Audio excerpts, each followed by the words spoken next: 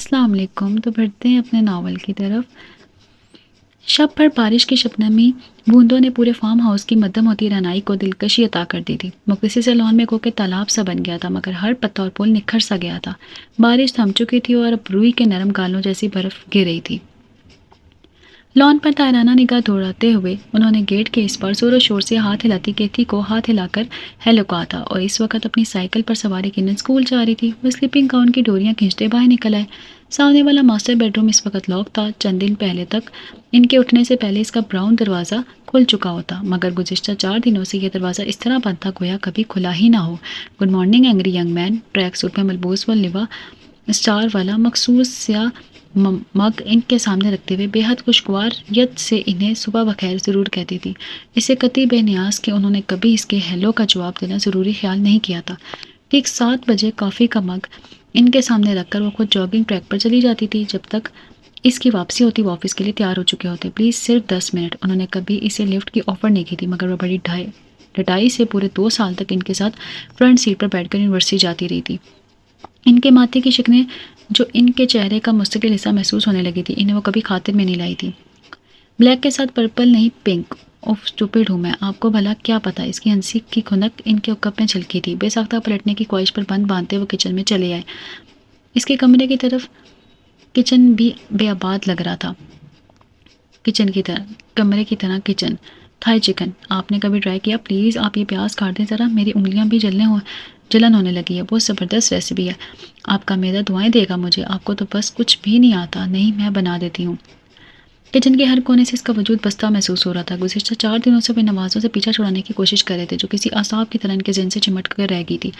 3 दिन तक वो ऑफिस में मसरूफ़ रहते, इसलिए कि इसके ख्यालात को झटकने में कामयाब थे। मगर आज इतवार था। इतवार का दिन उन्होंने हमेशा अधूरे कामों के लिए मखसूस कर रखा था, मगर आज इन्हें घर पे वीकेंड गुजारना बेहद दुश्वार लग रहा था। 2006 की एक यक बस्ता ठिठुरती हुई शाम थी। वो न्यूज़ चैनल ऑन किए काफ़ी से लुत्फानंदोज़ हो रहे थे जब डैड के साथ एक अजनबी चेहरे को देखकर वो पाकिस्तान से मुतल्लिक़ एक अहम खबर मिस कर गए। ये हुरैर है। इसका तारुफ उन्होंने इस तरह करवाया था जैसे वो बहुत मशहूर और मरूफ शख्सियत हो। इनकी इस्तजाबी निगाहें खुद पे जमी देखकर उन्होंने सुनहरे बालों वाली इस बारबी डॉल की तरफ देखा। हुरैर तो माम यकीनन इसे पहचान गई होगी। इसने सर हिलाया। ज़र अफरीदी वो इसे पहचान चुकी थी। ज़र की वही कैस्ट है जिसका मैंने रात तुमसे जिक्र किया था। हुरैर को सोफे पर बैठने का इशारा करके वो खुद इनके मुकाबिल बैठ गए, जबकि ज़र अफरीदी ने इसके हेलो के जवाब में वह सर हिलाया था। क्या ये पाकिस्तान आए हैं? पहली बार इनके मुकाबिल बेदार हुए थे। हुरैर, वो सामने बेडरूम है, तुम इसे इस्तेमाल कर सकती हो। उन्होंने सारिया अफरीदी के बेडरूम की तरफ इशारा किया तो ज़र चौंक गए। वो तो इनके ख्याल में इनके किसी दोस्त वगैरह की बेटी थी जो पाकिस्तान से आला तालीम के सिलसिले में स्टेटस आई होगी। अक्सर इनके जानने वाले पाकिस्तान से आते रहते थे। जी मैं फ्रेश होना चाहूँगी। लब्बों पे मुस्कान सजाए वो इनके सामने से गुजर कर बेडरूम तक चली थी। Just a minute please. Remote मेज़ पर रखकर ज़र्क यकदम उठे थे। वो पलट कर इन्हें देखने लगी। आप प्लीज़, वो गेस्ट रूम मेहमानों के लिए होता है ज़र्क। शारिक अफरीदी की गंभीर आवाज़ इनके उकप में उभरी थी। और ये मेहमानी घर की एक फ़र्द हैं। फ़र्द ये? वो हैरत से इनकी तरफ पलटी। हुरैर, तुम जाओ, किसी चीज़ की भी ज़रूरत हो तो तुम मुझसे बिला झिझक कह सकती हो। इनके चेहरे पर शफकत भरी मुस्कुराहट ने ज़र को हैरान किया, क्योंकि इनका रवैया सभी नौजवानों के साथ मोहब्बत और शफकत भरा होता था, मगर इनके लिए तब्दीली इन्हें मुतजिब ज़रूर किया था। हुरैर बेडरूम में गायब हो चुकी थी। तुम यकीनन इसे मेरी किसी फैमिली फ्रेंड की बेटी ख्याल कर रहे थे। ऑफ कोर्स डैड, तुम्हारा ख्याल गलत है ज़र, क्योंकि हुरैर शारिक अफरीदी मेरी बेटी है। व्हाट? वो चौंके। तो क्या ये ज़रमीन अफरीदी की बेटी है? जब ही मैं कहूँ इसका चेहरा शनासा क्यों लग रहा है, तो डैड आप ज़रमीन अफरीदी की बेटी को हमारे घर में क्यों लेकर आए हैं? इनके लहजे से नागवारी चल गई थी। हुरैर, सिर्फ ज़रमीन अफरीदी की नहीं, मेरी भी बेटी है। इनके लहजा सख्त लहजे से ज़र अफरीदी का मूड ऑफ कर दिया। वो इस औरत की बेटी को इस घर में कैसे बर्दाश्त करते जिसे सारिया अफरीदी ने हमेशा नफरत की थी। और सारिया अफरीदी कोई गैर नहीं, इनकी अपनी सगी माँ थी। लंबे डग भरते वो अपने कमरे में चले गए थे। शारिक अफरीदी किसी गहरी सोच में डूब चुके थे। वो ज़रमीन अफरीदी की बेटी थी, सिर्फ शुबाहत ही नहीं, इसकी मखसूस मुस्कुराहट और मिजाज भी वही था जो चुरा लाई थी। वो खुद ब खुद ख्वाह अनाथ पालने के आदी नहीं थे, मगर इसके हवाले से ने तनक मिजाज कर दिया था। सिर्फ 2 दिन हुए थे इसे इनके घर में आए, वो हर शय पर छा गई थी। शारिक अफरीदी, जिनका ज़्यादातर वक्त घर से बाहर गुजरता था, अब 2 दिन के घर पर नजर आ रहे थे। डैड, ये बोगनविलिया की बेल यहाँ पर बिल्कुल सूट नहीं करी। इसे टेरेस पर होना चाहिए। सर के कमरे के बाहर जो टेरेस है इसका वाइट ग्रिल है, पर थैंक्स, कोई ज़रूरत नहीं है आपको बेल लटकाने की। वो इससे 8-10 साल तो ज़रूर बड़े थे और वह धड़ल्ले से इनका नाम लेती थी। बहुत बोरिंग है आप, मैंने आपका रूम देखा है। कोई मनी या इंडोर प्लांट नज़र नहीं आया जबकि मुझे तो पौधों से इश्क है। इंडोर प्लांट्स की कटिंग करते हुए वो खासे दोस्ताना लहजे में कह रही थी। तो हम क्या करें? वो कहते कहते रुक गए। मुझे फूल पौधों की कोई समझ नहीं है, तुम्हें जो कुछ चाहिए खुद चल कर ले आना। शारिक अफरीदी दीवार में कील ठोकने में मसरूफ़ थे। ज़र्क अफरीदी तन्हाई पसंद थे, मगर शारिक साहब तो तन्हाई से कोसों भागते थे, इसलिए घर पर ही कम ही नजर आते थे। मगर बल्कि वो तो अमेरिका में कम ही रहते थे। इनका ज़्यादातर वक्त सैर सियाफत में गुजरता था। हुरैर अफरीदी तो घर से इस तरह घुल मिल गई थी जैसे हमेशा से इस घर में रहती आई हो। मगर ज़र्क, वो जितना इनको नज़रअंदाज करने की कोशिश करती, वो इतना ही अपने कोल में सिमट जाते। बिलाके नजरी खुद नजरी अच्छी आदत है, मगर ये सिर्फ तन्हाई में सूट करता है। जब आप दो लोगों में से इस तरह दीवार बनकर बैठेंगे तो लोग आपको इतना ही गहराम ख्याल करते हैं। मैगजीन इनके हाथ से लेकर वो सोफे पर बैठ गई। अरे वाह, आप ही पढ़ रहे थे? वो खिलखिलाई। बच्चों की परवरिश कैसे की जाए? माशाल्लाह बहुत दूर अंदेश वाक़ हुए हैं और आप खासी इल्म माइंडेड। इन्हें इनकी हंसी जहर लगी थी। मैगजीन हाथों में थामे वो किसी अहम खबर पर सोचने में मगन थे। सियासत वाले सिफात उलटते पलटते अब खातून खाना बनने के लिए इन्हें अंदाज़ा नहीं हो रहा था। वैसे आपकी पर्सनैलिटी पर ये लड़ाका बीवियों वाला स्टाइल बिल्कुल सूट नहीं करता। ज़र्क, मेरा काम तो हो गया। शारिक साहब ड्रिल मशीन लिए वहाँ चले आए। ये तो लाउंज में लग जाएगा। लॉबी के लिए मुझे लेने जाना होगा। डैड की पेंटिंग्स भी खरीदनी है। वो बाप बेटी की गुफ्तगू में मुखल हुए बगैर वहाँ से उठ गए थे। ये पैसे ले लो। ज़र्क अभी कहीं जाने का कह रहा था, मैं इसे कह देता हूँ कि तुम्हें नर्सरी ड्रॉप कर दे। डैड, मुझे न्यूयॉर्क काम पर जाना है। तो ज़र्क से ले लेना। मुझे कुछ अंदाज़ा नहीं है, इस किस्म की शॉपिंग कभी की नहीं। इसकी बात काटकर वो न्यूज़ चैनल की तरफ मतवज्जा हो गए। जब भी खुशबुओं में बसे ज़र्क अपने कमरे से निकले तो इनकी तरफ देखने लगी। ज़र्क, हुरैर को नर्सरी ड्रॉप कर देना, बल्कि अगर टाइम हो तो पिक भी कर लेना। मुझे कुछ देर हो जाएगी। सॉरी डैड, मुझे भी देर हो जाएगी, एक स्पेशल मीटिंग में मिलना है। वो साफ मुकर गए। आप सिर्फ मुझे ड्रॉप कर दें, वापस में मैं खुद ही आ जाऊंगी या डैड का वेट कर लूँगी। इसका इनकार सुने बगैर वो इससे भी पहले जाकर इसकी गाड़ी में बैठ गई। प्लीज़ सर, शादी साहब ने कहा तो वो कॉर्नर से एक फ़ाइल उठाकर पोर्च में चले आए। कोई सीडी नहीं है आपके पास? वो डैशबोर्ड का जायज़ा ले रही थी। मैं म्यूज़िक नहीं सुनता। उन्होंने गाड़ी झटके से रिवर्स की। वैसे मुझे लगता है कि आप में कोई बूढ़ी रूह घुसी हुई है। शट अप, वो बरस कर बोले। जवाबन वो खिलखिला कर हंस दी और इनके माथे की चिकनी गहरी होती चली गई थी। Angry young man, good morning. अचट्टा रोज था इस इनके सामने कॉफ़ी का मग रखते हुए। वो इस वक्त ट्रैक सूट में मलबूस थी और बाल ऊंचे जोड़ी की शक्ल में मुकीद थे। शबनम के कतरों से धुले हुए चेहरे पर नमी चमकी हुई थी। इस पर सरसरी सी निगाह दौड़ाकर उन्होंने अखबार सामने फैला लिया। क्या जॉर्ज बुश ने उसामा को बरामद कर लिया? अखबार भी में बुरी तरह गर्क देखकर वो कहीं बगैर न रह सकी। ये उसामा ने कोई नई वीडियो टैप जारी करके मगरबी मीडिया में एक बार फिर हलचल मचा दी है। मार्मलेट लगाकर इसने प्लेट में स्लाइस रखकर इनकी तरफ बढ़ाए। बैठिए, मुझे जब लेना होगा मैं खुद ले लूँगा, आपको तकलीफ करने की ज़रूरत नहीं है। जाने की इसकी ये खिदमत इन्हें ज़्यादा पसंद नहीं आई थी, वगरना इसके हाथ की काफ़ी तो वो दिल से मुतारिफ हो चुके थे। ओके, कंधे उचकाकर वो बाहर निकल गई, शायद जॉगिंग के लिए। अखबार में इस पर रखकर वो नाश्ते की तरह मतवज्जो है। तमाम लवाजमात नफासा से इसके सामने सजे हुए थे। सब कुछ वहीं पर छोड़कर उन्होंने शारिक साहब के कमरे में झांका। डैड, आपकी बेटी आपका ब्रेकफास्ट टेबल पर रख गई है, आ रहा हूँ बस। वो तौलिए से बाल रगड़ते हुए ड्रेसिंग टेबल के सामने खड़े थे। तुमने कर लिया? मैं ऑफिस में कुछ ले लूँगा, अभी मूड नहीं है। ख्वाहिश के बावजूद उन्होंने नाश्ता नहीं किया था। ऑफिस के लिए तैयार होकर नीचे आया तो वो किचन से आती दिखाई दी। प्लीज़ बस 10 मिनट। इनके चेहरे के तासुरात मुलाहिजा किए बगैर वो अपने कमरे की तरफ बढ़ी। इन्हें इनके 10 मिनट की समझ था। बाई जब शारिक साहब ने मामूल की डिस्कशन के बाद वो गाड़ी में आकर बैठे। स्याह जीन्स पर रेड टी शर्ट और स्याह स्कार्फ पहने इसके हाथ में पकड़ी चंद किताबें इसकी यूनिवर्सिटी जाने की खबर दे रही थी। चले, वो इस तरह बोली जैसे वो इसका वेट कर रहे थे। आपसे किसने कहा कि मैं आपको यूनिवर्सिटी ड्रॉप करूंगा? वो जुलाकर बोले। किसी ने नहीं, मगर डैड से मैंने इन्फॉर्मेशन ले ली थी कि मेरी यूनिवर्सिटी आपके ऑफिस से 15 मिनट के फासले पर है। और उन्होंने मजीद कोई बात किए बगैर गाड़ी स्टार्ट कर दी। सुबह से मुसलसल बर्फ़बारी हो रही थी। हुरैर अफरीदी के लिए बर्फ़बारी बहुत हैरानकुन और दिलकश नज़ारा थी। वो सुबह से ही टेरेस में कुर्सी पर बैठी बर्फ़बारी से लुत्फ़अंदोज़ हो रही थी। बर्फ़ के कई पतीले और घर बनाकर इसने रेलिंग पर सजा दिए थे। टेरेस चौंके ज़र्क अफरीदी के कमरे की तरफ में था, इसलिए वो इसकी बचकाना हरकतें देखते कर झुलस रहे थे। हाय, एक छोटी लड़की साइकिल पर इसके सामने से गुजरी थी। हुरैर ने कहा तो इसे देखकर मुस्कुराने लगी। कहीं जा रही हो? वो कुर्सी से उठकर रेलिंग पर जो गई। मार्केट। वो वहीं रुक गई थी। मैं भी चलूँ? आ जाएं। मगर तुम क्या लेने जा रही हो? पेंसिल और कैंडीज। चलो मैं भी आती हूँ, आइसक्रीम खाकर आएंगे। मेरे पास इतने पैसे नहीं हैं, बच्ची ने रुहानसी होकर कहा। हुरैर हंसी। कोई बात नहीं बेटा, हम किस मर्ज़ की दुआ है, हम यही रुको, तुम यही रुको, मैं अभी आती हूँ। जॉगर पैहों में फंसाकर इसने कुर्सी पर रखा हैंडबैग संभाला। पलटी तो ज़र्क स्टडी रूम से टेबल पर मसरूफ़ नजर आए। आपका वॉलेट कहाँ है? वो इनके सर पर जा खड़ी हुई। वॉलेट? उन्होंने सर उठाया। प्लीज़ जल्दी बताएं, मेरी लिटिल फ्रेंड चली जाएगी वरना। नज़र आ गया। विसर के साइड टेबल पर रखे वॉलेट से एक नोट निकालकर वो थैंक यू कहती है सीढ़ियाँ उतर गई थी। शारिक साहब ने इनसे पैसों के मुतालिक कह रखा था, मगर इसका इस्तकाक इन्हें पसंद नहीं आया था। अजीब लड़की है। बीसी शट डाउन करके वो टेरेस पर आया तो चेयर पर इसका स्कार्फ पड़ा था। ब्लैक कलर का ये स्कार्फ हर वक्त इसके शानों पर धरा रहता था। आज जाने कैसे भूल गई थी। स्कार्फ कुर्सी से उठाकर उन्होंने कोने में रखे स्टूल पर रखा और कुर्सी संभालते हुए इनकी निगाह सामने पड़ी तो एक बार फिर हैरान है कि वो कैथी को पीछे बैठाए बड़ी महारत से साइकिल चलाते हुए जा रही थी। ऊनी ओवरकोट और हीट में वो खुद भी 11-12 साल बच्ची ही लग रही थी और हैट में। डैड प्लीज़ मैं बोर हो जाती हूँ। कहती कि भाई की ही तो शॉप है, सिर्फ 2 घंटे। आप और जर भी 8 बजे तक आते हैं, मैं तब तक फारिग हो जाया करूँगी।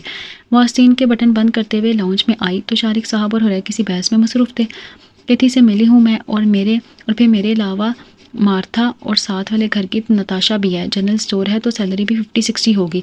खैर मेरी तो जो भी हो, मैं मसरूफियत चाहती हूँ। अमेरिका में तो फ़रागत बहुत बुरी है। हालांकि वहाँ पाकिस्तान में मैं फ़रागत ढूंढा करती थी, फिर भी मुझे अच्छा नहीं लगेगा। शारिक साहब मुतबज़्ज़ब थे। सर प्लीज़ आप भी डैड को समझाएं ना।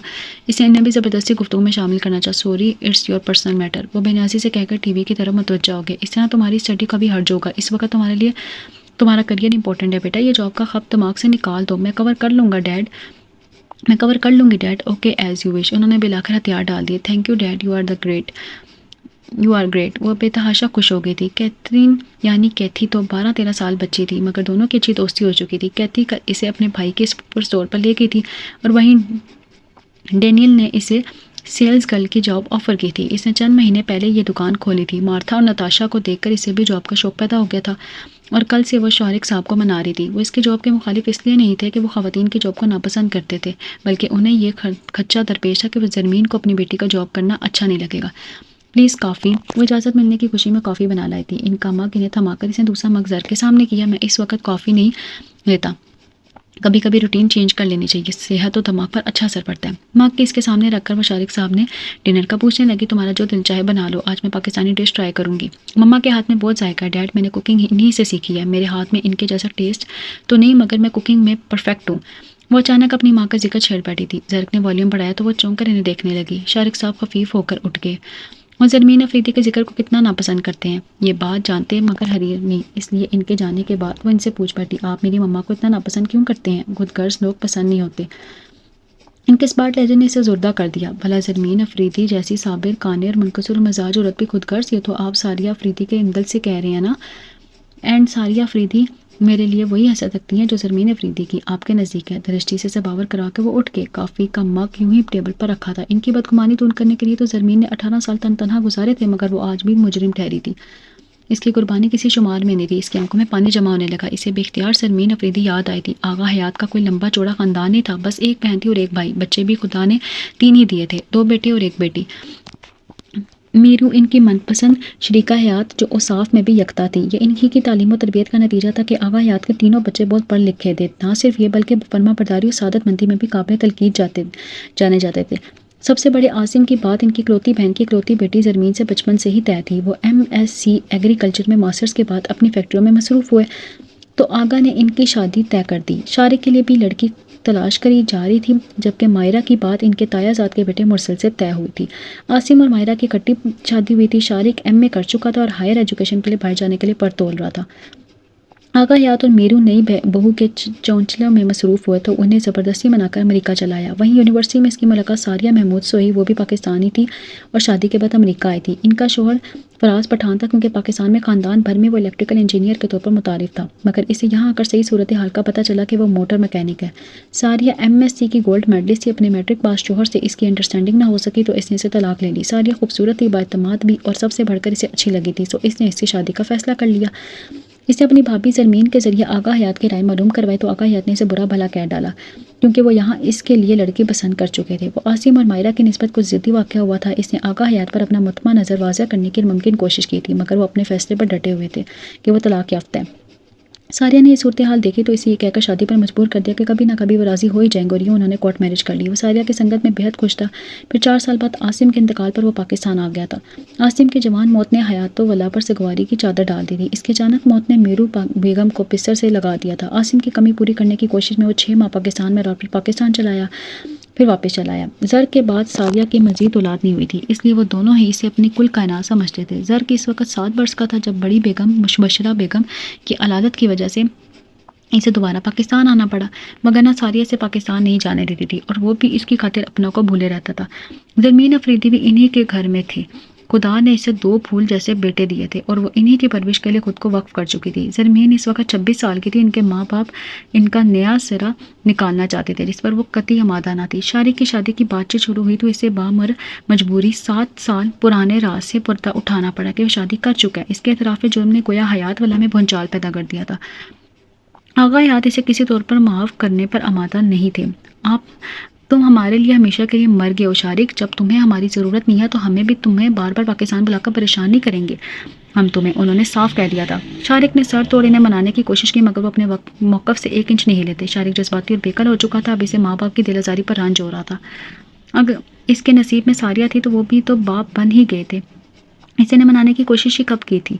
इधर सारिया के फ़ोन पर फ़ोन आ रहे थे और वो आगा याद की नाराज़ी से अटका बैठा था। देखो साहबजादे, अगर तुम्हें हमारी ज़रा भी परवाह है तो तुम्हें हमारी एक आखिरी बात माननी होगी। वह करना जाने का रास्ता खुला है। उन्होंने आखिरी पता फेंका। जी आगा याद, आप बताएं तो सही। उन्होंने मोम होते देखकर होश में आ गया था वो। एक फ़ैसला तुमने अपनी फैसले से किया था, मर्जी से किया था, और एक फ़ैसला तुम्हें हमारी मर्जी से करना होगा। कौन सा फ़ैसला आगा? वो ठिनका। इनका अंदाज़ गैर मामूल था। मैं तुम्हें सिर्फ इस शर्त पर माफ़ कर सकता हूँ कि तुम ज़मीन से निकाह कर लो। ज़र के पाँव तले से ज़मीन से रख गई थी। ना सिर्फ निकाह बल्कि तुम्हें इसे अपने साथ भी लेकर जाना होगा। अगर तुम्हें मंजूर है तो ठीक है। वो अपनी बात कहकर उठ गए थे और वो सर पकड़ कर रह गए। इस्लाम तो शादियों की इजाज़त देता है बेटा। तुम 2 बीवियों की जिम्मेदारी उठा सकते हो और फिर बेवा से निकाह तो बहुत नेकी का काम है। बड़ी बेगम ने भी इसे समझाया तो उसने हथियार डाल दिया। कागजात और वीज़े वगैरह लगने में वक्त लगेगा आगा यार, सिर्फ चंद महीने इंतजार कर लें, मैं ज़मीन और बच्चों को बिलवा लूँगा। निकाह तो हो ही चुका था, इसलिए आगा हयात संभल गए। सारिया को इस बात की खबर हुई तो इसने इसकी मजबूरी समझने के बजाय बहुत हंगामा किया था। वो भी मजबूर था, इसकी ज़मीन से जज्बाती वाबस्तगी नहीं थी, मगर सारिया इसे माफ़ करने पर तैयार नहीं थी। तुम सब मर्द एक जैसे होते हो। मेरी ज़िंदगी में खुदा ने 2 मर्द लिखे, दोनों धोखेबाज। वो रो रही थी और शारिक का एहसास है जो मज़ीद गहरा होता जा रहा था। ज़मीन को इसने आगा हयात के सरार पर बुला तो लिया था, मगर सारिया और इसकी ज़वाजी ज़िंदगी कशमकश का शिकार हो गई थी। सारिया के रोज़ रोज़ के झगड़ों से तंग आकर वो ज़मीन की तरफ मतवज्जा हुआ था। ज़मीन को इसने अलहदा अपार्टमेंट में रखा था। वो एक सीधी सादी घरेलू सी लड़की थी, तरारियों और चलाकियों से कतई ना बल्द। इसके लिए तो वो यही हुआ था कि इसके बच्चों को बाप मिल गया।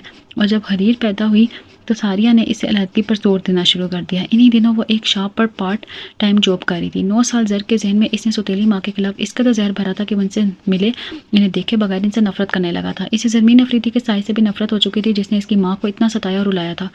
इनकी घरेलू जिंदगी अबतरी का शिकार देखकर ज़मीन ने इसे मशवरा दिया कि वह इन लोगों को पाकिस्तान भिजवा दे, मगर शारिक इस पर आमादा ना हुआ। सारिया ने इसे बोल चाल बंद कर दी थी और शारिक के और शॉप के मालिक माइकल डिसोजा के साथ दोस्ती कर ली थी। माइकल ने इसे प्रपोज किया तो उसने शारिक से तलाक ले ली।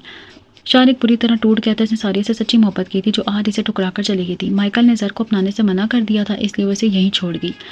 शारिक ज़मीन और तीनों बच्चों को इस घर में ले आया था, मगर ज़र के ख़राब लाड और नारवा सलूक ने इसे ज़मीन की निगाहों में शर्मिंदा कर दिया था। सारिया से वो हर वीकेंड पर मिलता और हर बार वो मज़ीद जहर इसके दिमाग में भर देती थी। बड़ी बेगम के इंतकाल पर वो सब पाकिस्तान आए थे और फिर ज़मीन पलटकर अमेरिका नहीं आई। शारिक ने बहुत मनाया था, मगर वो इसकी बीवी छीनकर इसके बेटे को इसे दूर नहीं करना चाहती थी। शारिक फितरी तौर पर हरेर से ज़्यादा मोहब्बत करता था, मगर ज़र्क में तो इसकी जान थी क्यों गोया, और फिर अपने बेटे की खातिर इसने अपनी अज़वाजी ज़िंदगी की खुशियाँ खुद पर हराम कर लीं। और अब तो इस बात को भी 18 बरस गुजर गए थे, मगर सारिया और ज़र्क दोनों ने ही आज तक ज़मीन का जुर्म माफ़ नहीं किया था। सारिया गो के अब कनाडा चली गई थी, मगर जब भी ज़र्क से बात होती तो वो अपनी और शारिक के नाकाम ज़िंदगी का जिम्मेदार ज़मीन को ही ठहराती। शारिक चंद महीने पहले पाकिस्तान के तो इनकी इकलौती बेटी ने अमेरिकन यूनिवर्सिटी में पढ़ने की ख्वाहिश ज़ाहिर की थी। वो फ़ौरन इनके कागजात वगैरह बनवाने में लग गए। ज़मीन और आसिम के दोनों बेटे आगा याद की फैक्ट्री संभाल चुके थे। आगा याद अब बहुत ज़ईफ़ हो गए थे। हुरैर ए लेवल के बाद फारिग थी। इसने यूं ही कह दिया कि अगर शारिक ने इस हकीकत समझ लिया था वो खुद भी अपनी बेटी के साथ रहना चाहते थे। जब शारिक ने ज़मीन को हुरैर के एडमिशन की खुशखबरी सुनाई तो उसकी पलकें नम हो गई थी। वो दिल से इनकी इस्मत के मुतारिफ थी, जिन्होंने कभी अपनी नाकाम ज़िंदगी का ताना इसे नहीं दिया था। अमेरिका आने से कबल ज़मीन ने हुरैर से यही कहा कि वो शारिक साहब को किसी सिलसिले में परेशान ना करे। ज़र्क बहुत प्यारा बच्चा था, अब तो खैर से बड़ा हो गया होगा। हुरैर, तुम इसके दिल से गलतफहमी दूर करने की कोशिश ज़रूर करना कि ज़मीन अफरीदी ने इनका शाना बिखेर दिया। मैं तो खुद जब से बिखरी हूँ कभी संभली नहीं। मैंने इसे बेटा बनाना चाहा था, मगर वो बेटा बना नहीं। वो सारिया का बेटा है, मेरा कैसे बनता? इसकी रगों में अगर शारिक का लहू होता तो शायद मुझे माफ़ कर देता। ये अहम राज शारिक ने यूं ही अब बेख्याली में इनके गोश गुजार कर दिया था, जिसकी खबर उन्होंने कभी किसी को नहीं होने दी कि ज़र्क अफरीदी शारिक अफरीदी का हकीकी बेटा नहीं है। तुम भी एहतियात करना हुरैर कि इनके दिल आज़ारी ना हो। उन्होंने जो भी नसीहतें की थी उसने पल्लू से बांध ली थी। ज़र्क बहुत तन्हा और मोहब्बत को तरसा हुआ बच्चा था। इसकी सगी माँ महज अपनी अना की खातिर इसे छोड़कर चले गई। बाप की मोहब्बत मुनक़सिम हो चुकी थी। तन्हाई ने इसे आदम बेजार और बदमिजाज बना दिया था। इसे कभी अपनों की मोहब्बत नहीं मिल सकी, तुम इसे अपनायत का एहसास ज़रूर दिलाना। इसे बता देना कि मोहब्बत सगे रिश्तों से मशरूत नहीं होती, हर रिश्ते में जन्नत रहती है, बस महसूस करने वाला दिल होना चाहिए। इसने अक्सर ज़र्क अफरीदी का नाम घर में सुना था। इसकी माँ आम औरतों से बहुत मुख्तलिफ थी, इसकी नज़र में सिर्फ मैं थी। वो इसकी सुतीली रिश्तों को नहीं मानती थी। शादी के हवाले से इसने ज़र को भी अपना सगा भाई समझा था। तब तो इसे खबर भी नहीं थी कि वह सारिया के पहले शोर से है, मगर ज़र की निगाहों में मासूमियत और मोहब्बत की जगह नफरत और बेजारी ने इसे बहुत मायूस किया था। वो बच्चा था, इसे रिश्ता ना था निभाने आते थे और ना ही बनाने। सारिया खुद तो अपनी मंजिल पा चुकी थी, मगर अपने बेटे को राह से भटका गई थी। सारिया के खुदगर्जाना रवैये ने इसे किसी का नहीं बनने दिया। फ़ोतहाल इनसे फासलों पर आ ज़मीन के दिल में ममता का वसी समंदर इसे अपनी आगोश में लेने को बेकरार था। वो दिल में चाहती थी कि ज़र को वो रिश्ते मिल जाएं जिसे इसने तनफ़ुर के हाथों गंवा दिया था। वो इसे भी एक मुकम्मल घर और रिश्ता देना चाहती थी। बचकाने और जज्बाती अमर से निकल गया था। इसकी माँ अपनी ज़िंदगी में मुतमईन और खुश थी, इसे किसी महरूमी और कमी का एहसास नहीं था। इसकी माँ अपनी ज़िंदगी में मुतमईन और खुश थी, इसे किसी महरूमी और कमी का एहसास नहीं था। हाँ, इसके पापा की तनहा और वीरान ज़िंदगी से पेशेमान ज़रूर करती थी और ज़र की सबका जिम्मेदार ज़मीन अफरीदी को ही ठहराता था, क्योंकि सारिया ने बचपन से इसे बता दिया था कि वह शुरू से ही इनका घर तोड़ना चाहती थी, क्योंकि वह शारिक को पसंद करती थी। इस रोज़ ज़ुकाम के बाद इनको सर दर्द की शिकायत भी हो गई थी। आमतौर पर वह मामूली बीमारी को खातिर में नहीं लाते थे, मगर सर दर्द ने इनको मज़ीद काम से रोक दिया। वो ऑफिस से जल्दी उठ गए थे। मैनेजर साहब ने इन्हें डॉक्टर के पास जाने का मशवरा दिया था, मगर वो मेडिकल स्टोर पर चले आए। डीप फ्रीजर पर झुकी वाइट ट्राउज़र और ब्लू शर्ट में मलबूस इस घोंसला नुमा बालों वाली लड़की पर इन्हें हुरैर अफरीदी का गुमान होता। सॉरी सर, वो पलटकर कुछ कहने लगी थी, मगर इन पर निगाह पड़ते ही इसके अल्फाज बस्ता धुल गए। वो अब मारता इसे स्प्रीन तलब कर रहे थे। इसकी सुर्ख आंखें और पुरतपिश चेहरा इनकी तबीयत की खराबी का पता दे रहा था। वो कल से इनसे खफा थी, मगर इन्हें इससे क्या फ़र्क पड़ता। वो सर झटकर कस्टमर की तरह मतवजा हुई, मगर इन्हें नज़रअंदाज करना इतना आसान भी नहीं था। इनके जाने के बाद वो खुद भी हाफ लीव लेकर जल्दी ही घर चली आ गई थी। डुप्लीकेट चाबी इन तीनों की ही पास होती थी। कॉरिडोर के मेन लाइट ऑन करते हुए वो किचन में आई तो वो सिंक पर झुके नजर आए। इन जैसे मगरूर और तने हुए शख्स को इस कदर झुका हुआ देखकर इसकी कुफ्की मुस्कुराहट में बदल गई थी। लाएं, मैं धो देती हूँ। इसने आगे बढ़कर खिदमात पेश की। नो थैंक्स, हस्बे आदत उन्होंने स्पार्ट अंदाज में कहा, तो उसने इनके हाथ से बाव ले लिया। सेल्फ हेल्प अच्छी बात है, मगर फिलहाल आपकी तबीयत ठीक नहीं है, प्लीज़ ये नाज नखरे कल के लिए उठा रखें और जाकर बेड रेस्ट करें। वो स्टैंड से कढ़ाई लेते हुए इनको घूरती हुई आंखें अपनी बुश से महसूस कर रही थी। प्लीज़ सर, कभी इंसान को दूसरों को भी मान लेनी चाहिए, इसमें अपना ही फ़ायदा होता है, इसने देखे बगैर कहा था और तब अपने बेडरूम में चले गए, जहाँ इसका सेलफोन बजने लगा। पाकिस्तान से सरमीन की कॉल थी। अस्सलाम वालेकुम मम्मा। सेलफोन चेहरे और शाने के दरमियान फंसाकर करंट से बाल निकालने लगी। नहीं डैड, अब भी फिट फाट हैं। जी हाँ, इनके साहबजादे की तबीयत कदरे नासाज लग रही है, सूप बनाने जा रही हूँ इनके लिए। पता नहीं क्या हो गया है, मैंने तो बहुत कोशिश की सुलह का झंडा लहराने की, पर ये तो वाकई सारिया मौसमी के बेटे हैं। जज्बात एहसास से आ रही, मुझसे जो हो पाता है मैं वो करती हूँ। इनकी अलग से पर्सनल लाइफ है, मैंने ज़्यादा इंटरफेयर किया तो इंसल्ट ही गर्दानूंगी। नहीं, बहुत खिसियानी होती है। मुझे नहीं लगता कि इन्हें कभी खुश होना या मुस्कुराना आता होगा। 3 माह हो गए हैं मुझे यहाँ आए हुए, मैंने कभी इन्हें मुस्कुराते नहीं देखा। हाँ, जले सड़े अक्सर रहते हैं। वो हंसते हुए कह रही थी, डैड तो बहुत सॉफ्ट नेचर और पोलाइट हैं, मगर सब तो बहुत चेंज है। इनसे इस कदर आदम बेजार और बोरिंग पर्सन है कि बुराई नहीं कर रही, हकीकत बता रही हूँ मम्मा। आप तो बस वैसे डैड के पास तो आ ही गई हूँ, मगर आपकी डांट को बहुत मिस करती हूँ। हैदर के बच्चे बोरिंग तुम्हारा शोबा है, मेरा नहीं। मम्मा, स्पीकर क्यों ऑन किया है? ये क्या? ये हैदर का बच्चा जाकर उसनैन को बताएगा। वैसे उसनैन है कहाँ? अच्छा बेटा जी, पर पुर्जे निकल आए हैं आपके। मेरे आने तक किसी ने मंगनी या शादी का सोचा भी ना। मैं खुद लड़कियां पसंद करूंगी, उसनैन की चॉइस तो बकवास है। हाँ हाँ, तुम्हारी तो बहुत शानदार है, देख लूँगी अगर सिर्फ होने 2 साल मेरे भाई। अच्छा मम्मा, आप फ़ोन रखें। जी मम्मा, बहुत स्मार्ट हो गई हूँ, यहाँ आकर खूब खाती हूँ। रेसिपी डैड से पूछ लें, दर तो गुस्सा खाते हैं। कम ऑन मम्मा, अब वो छोटे बच्चे थोड़ी हैं आपके जहन में। इनका 10 साल इमेज है और अब तो तकरीबन 28 साल के तो होंगे। डैड से तभी मिलने मैं तो छोटी सी लगती हूँ इनके सामने। इनकी स्नैप तस्वीर मेल करूंगी मैं आपको। बिल्कुल आदमखोर लगते हैं। प्याज पर तड़का लगाते हुए इसका कहकर जलते रंग बखेर गया था, मगर के लिए पहले इसके कहकर का गला घूंटना पड़ा था, क्योंकि जर्क स्लेब से अपना वॉलेट और स्प्रिन उठा रहे थे। वो इसकी कौन सी बात सुन चुके इसे अंदाज़ा नहीं हो सका, क्योंकि इनके चेहरे पर एक ही मौसम रहता था। ओके मम्मा, मैं संडे को फ़ोन करूंगी आपको, खुदा हाफिज़। सेल ऑफ करके वो अपनी खजालत पर काबू पाती तेज़ी से सूप बनाने लगी थी और बेहतियाती का ही नतीजा निकला कि इसका मामलो ज़ुकाम बिगड़कर तेज़ बुखार में तब्दील हो गया। वो 7 बजे इनके कमरे में सूप रख गई थी। इस वक्त वो आंखें मूंदे बेड पर दराज थे। ले लें, इसके बाद टैबलेट ले लीजिएगा, कहकर आई थी, मगर जब 10 बजे तक भी वो अपने कमरे से नहीं निकले तो वो परेशान हुई। अमूमन वो इस वक्त न्यूज़ सुनने और डिनर के लिए लाउंज में आते थे, कहीं तबीयत ज़्यादा ना बिगड़ गई हो। फिर इनके कमरे की तरफ बढ़ी। वो इनके गैर मौजूदगी में भी इनके बेडरूम में नहीं गई थी। आज पहली बार सूप लेकर गई थी, वो भी मजबूरन, और अब दूसरी बार भी मजबूर ही अंदर आई थी। जर किसने पहले धीरे से पुकारा, दूसरी तीसरी बार कदरे बुलंद आवाज़ी, मगर इनके वजूद में कोई जुम्बश नहीं हुई थी। जर्क वह घबरा कर आगे बढ़ी। इसका मैरून ब्लैंकेट तेरे तक था।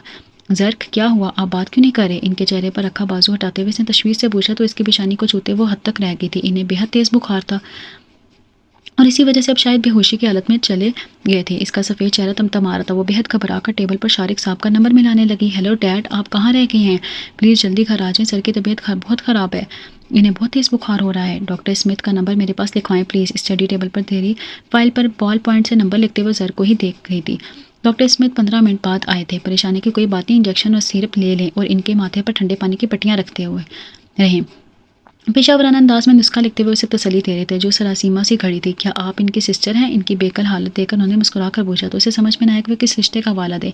मैं हुरैरा अफरीदी हूँ। इसके सेल फोन ने इसको उलझन से बचा लिया। जी डैड, डॉक्टर स्मिथ देख चुके हैं। दूसरी तरफ शारिक साहब थे और जर की तबीयत का पूछ रहे थे। आप प्लीज़ जल्दी आएँ, मैं बहुत परेशान हो रही हूँ। डॉक्टर स्मिथ ने उसे जाने का इशारा किया तो उसने इस बात में सर हिला दिया। जी मैं इस वक्त अकेली हूँ घर पर, शायद इसलिए। ओके। शारिक साहब ने आधे घंटे तक पहुंचने का कहा था और ये वक्त इनके कमरे में मुसलसल टहलते हुए गुजरा था। इसके पास बहुत से रिश्ते थे। इसकी मोहब्बत हर रिश्ते से मशहूर थी। बेतहाशा मोहब्बत देने और लेने की आदत थी। नफरत क्या होती है इसे खबर नहीं थी, मगर इसके सामने बेखबर लेटा ये शख्स इसके पास मोहब्बत का एक रिश्ता था और नफरत के बेपनाह बेहिसाब। वो हुरैरा अफरीदी को भी नापसंद करता था, इशाद नफरत करता था, लेकिन वह नफरत के मामले में कोरी थी। इसे सिर्फ मोहब्बत के जज्बों का इल्म था। वो यहाँ आई तो इसके जहन में ज़र्क अफरीदी नाम शख्स बहुत अपनी नफरत की वजह से अहम था। वो इसे मोहब्बत सिखाने आई थी, मगर ये गैर अहम शख्स का इतनी अहमियत इख्तियार कर गया था कि इसके लिए वो इसकी मामूली सी बीमारी पर भी तड़प उठी थी। वो इस रिश्ते को के नाम नहीं दे पा रही थी। शारिक साहब और वो सारी रात ज़र्क के सराहने बैठे इनके माथे पर पट्टियाँ रखते रहे थे। इनका बुखार कदरे कम हो गया था। वो थर्मामीटर से मुसलसल चेक करती रही थी। 5 बजे के करीब इनके साख्त वजूद में कदरे हरकत हुई थी। ज़र्क ज़र्क माय सन, आंखें खोलो। शारिक साहब थक कर इनका गाल थपथपाने लगे। उन्होंने सुर्ख आंखें जला सी खोलकर इनकी तरफ देखा। पानी डैड लाएं। वो पहले ही गिलास लिए खड़ी थी। ज़र्क पानी पियो जी। शारिक ने कहा तो वो कोनियों के बल बैठने की कोशिश करने लगे। हुरैन ने सरत से सरहाना इनकी कमर के नीचे रखा। मैं अभी और टोस्ट लेकर आती हूँ डैड। वो दिली दिल में कलमा का शुक्र पढ़ती किचन की तरफ लपकी। फिर शारिक साहब के बेहद इसरार पर उन्होंने थोड़ा सा टोस्ट और दूध का आधा गिलास लिया था। टैबलेट ले लें। गुलाबी हथेली पर रखी नीली और सफ़ेद गोली पर निगाह दौड़ाकर उन्होंने इसकी परेशान सूरत देखी। वो इनके लिए इस कदर परेशान क्यों थी, इन्हें समझ में ना आया था। गोली उठाते हुए इनकी गर्म फुलादी उंगलियों के लम्से इसके मन में हलचल मचा दी थी।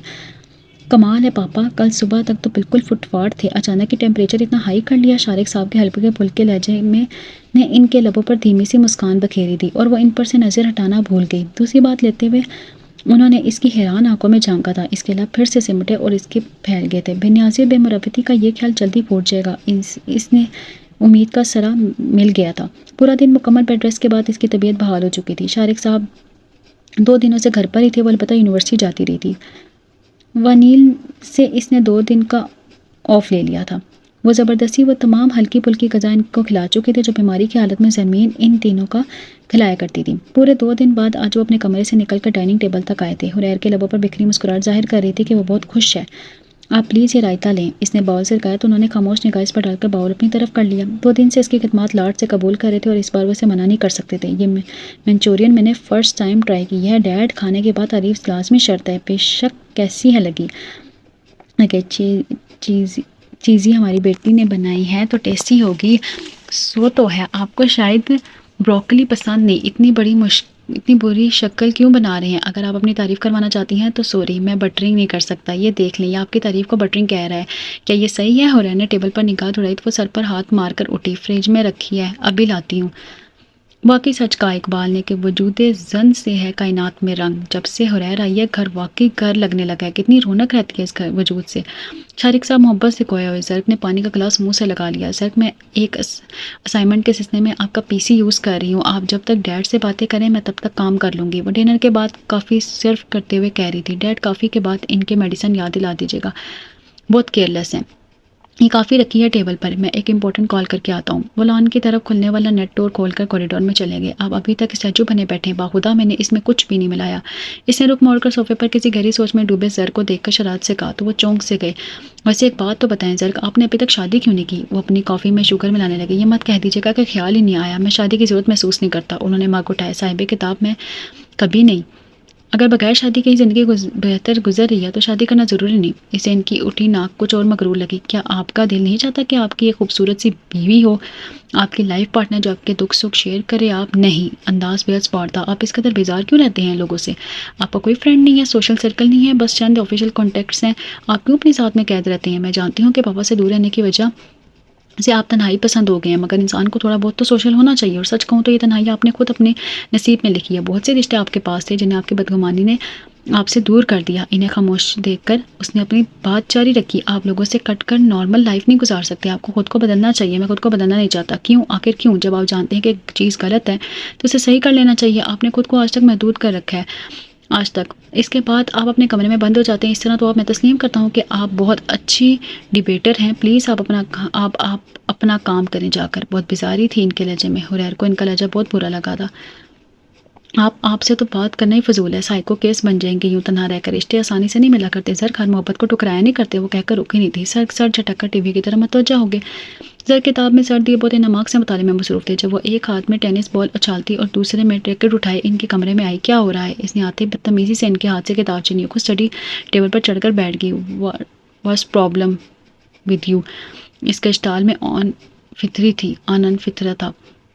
ओह गॉड, सारा दिन इस किस्म के बोर और खुश किताबें पढ़ पढ़ के ही आप इस कदर बदमिजाज हो गए हैं। आप जैसे लोगों को जोक्स पढ़ने चाहिए। इसने इनका तिरछा बाउल लापरवाही से साइड पर रखा। या फिर ऐसी किताबें जिन्हें पढ़कर आपके स्पॉट और बेजान चले का टाइमिंग दुरुस्त हो जाए। 3G क्लासेस लगाकर तो आप अंकल सरगम लगते हैं। वो हंसी और हाथ बढ़ाकर इनकी ग्लासेस उतार ली। मैं रीडिंग कर रहा हूँ इस वक्त। आप प्लीज़ जाकर किसी और का दिमाग खाएं। और किसका? आपके अलावा भी कोई बददिमाग रहता है यहाँ पर? इसकी बात ने इनका चेहरा सुर्ख कर दिया। वो कुर्सी से उठकर वार्डरोब के सामने जाकर खड़े हो गए। जर्क, मैं बोर हो रही हूँ। इसके अंदाज में इनका दिल चाहे कि उठाकर खिड़की से नीचे फेंक दे। आपको मेरे साथ चेस या टेनिस खेलना होगा, वरना मैं यहाँ बैठी आपका दिमाग खाती रहूँगी। मुझे पीसी पर कुछ काम करना है। आप प्लीज़, ये तो कोई नई बात नहीं। दिन के 24 में से 18 घंटे आप काम ही करते हैं। कायदे आज़म के कॉल पर अमल करना अच्छी बात है, मगर इस तरह तो आप मिस्टर बुकरात बन जाएंगे। और पता है वो कैसा था? इसने तो कल का स्टाइल बनाकर बुरा सा मुंह बनाया तो उन्होंने रुख मोड़ लिया। मुस्कुराहट छुपाने की कोशिश की थी। वैसे जर्क, आपको तो मुस्कुराते भी ऐसे चुप चुप कर है जैसे किसी ने उधार मांगी हुई हो। इतने कंजूस क्यों हैं आप? और वो इसके सवाल का जवाब दिए बगैर किचन में चले आए थे। अच्छा, आज पत्थर से सर फोड़ रही हूँ। सच क्या है किसी ने? ये इश्क नहीं आसान। अपने सर पर रैकेट बजाते वो उछल कर टेबल से उतरी। किचन से कुटपुट की आवाज़ आ रही थी। माँ ने इसे ख्याल आया कि भूख ना होने की वजह से वो दोपहर का खाना गोल कर चुके थे। अब पेट में चूहे दौड़े होंगे। दोपहर में कितना खा के लंच ले लें, चाहे थोड़ा सा, मगर जो गर्दन थी इसमें बल पड़ जाए इस बात में हिलाना मुमकिन है क्या? बड़बड़ाती हुई किचन में ही चली आई। जर्क अंडे बाउल में फेंट रहे थे। लाए, मैं बना देती हूँ। वो हैरत अंगेज तौर पर फ़ौरन हट गए थे। हुरैर हैरान सी होती अंडों में नमक और स्याह मिर्च मिक्स करने लगी। जर्क सुर्ख मिर्च बिल्कुल इस्तेमाल नहीं करते थे, जबकि वो खुद चटपटी चीज़ें की दीवानी थी। वैसे आप रेड चिली बिल्कुल यूज़ नहीं करते और मिजाज आपका ग्रीन चिली जैसा है।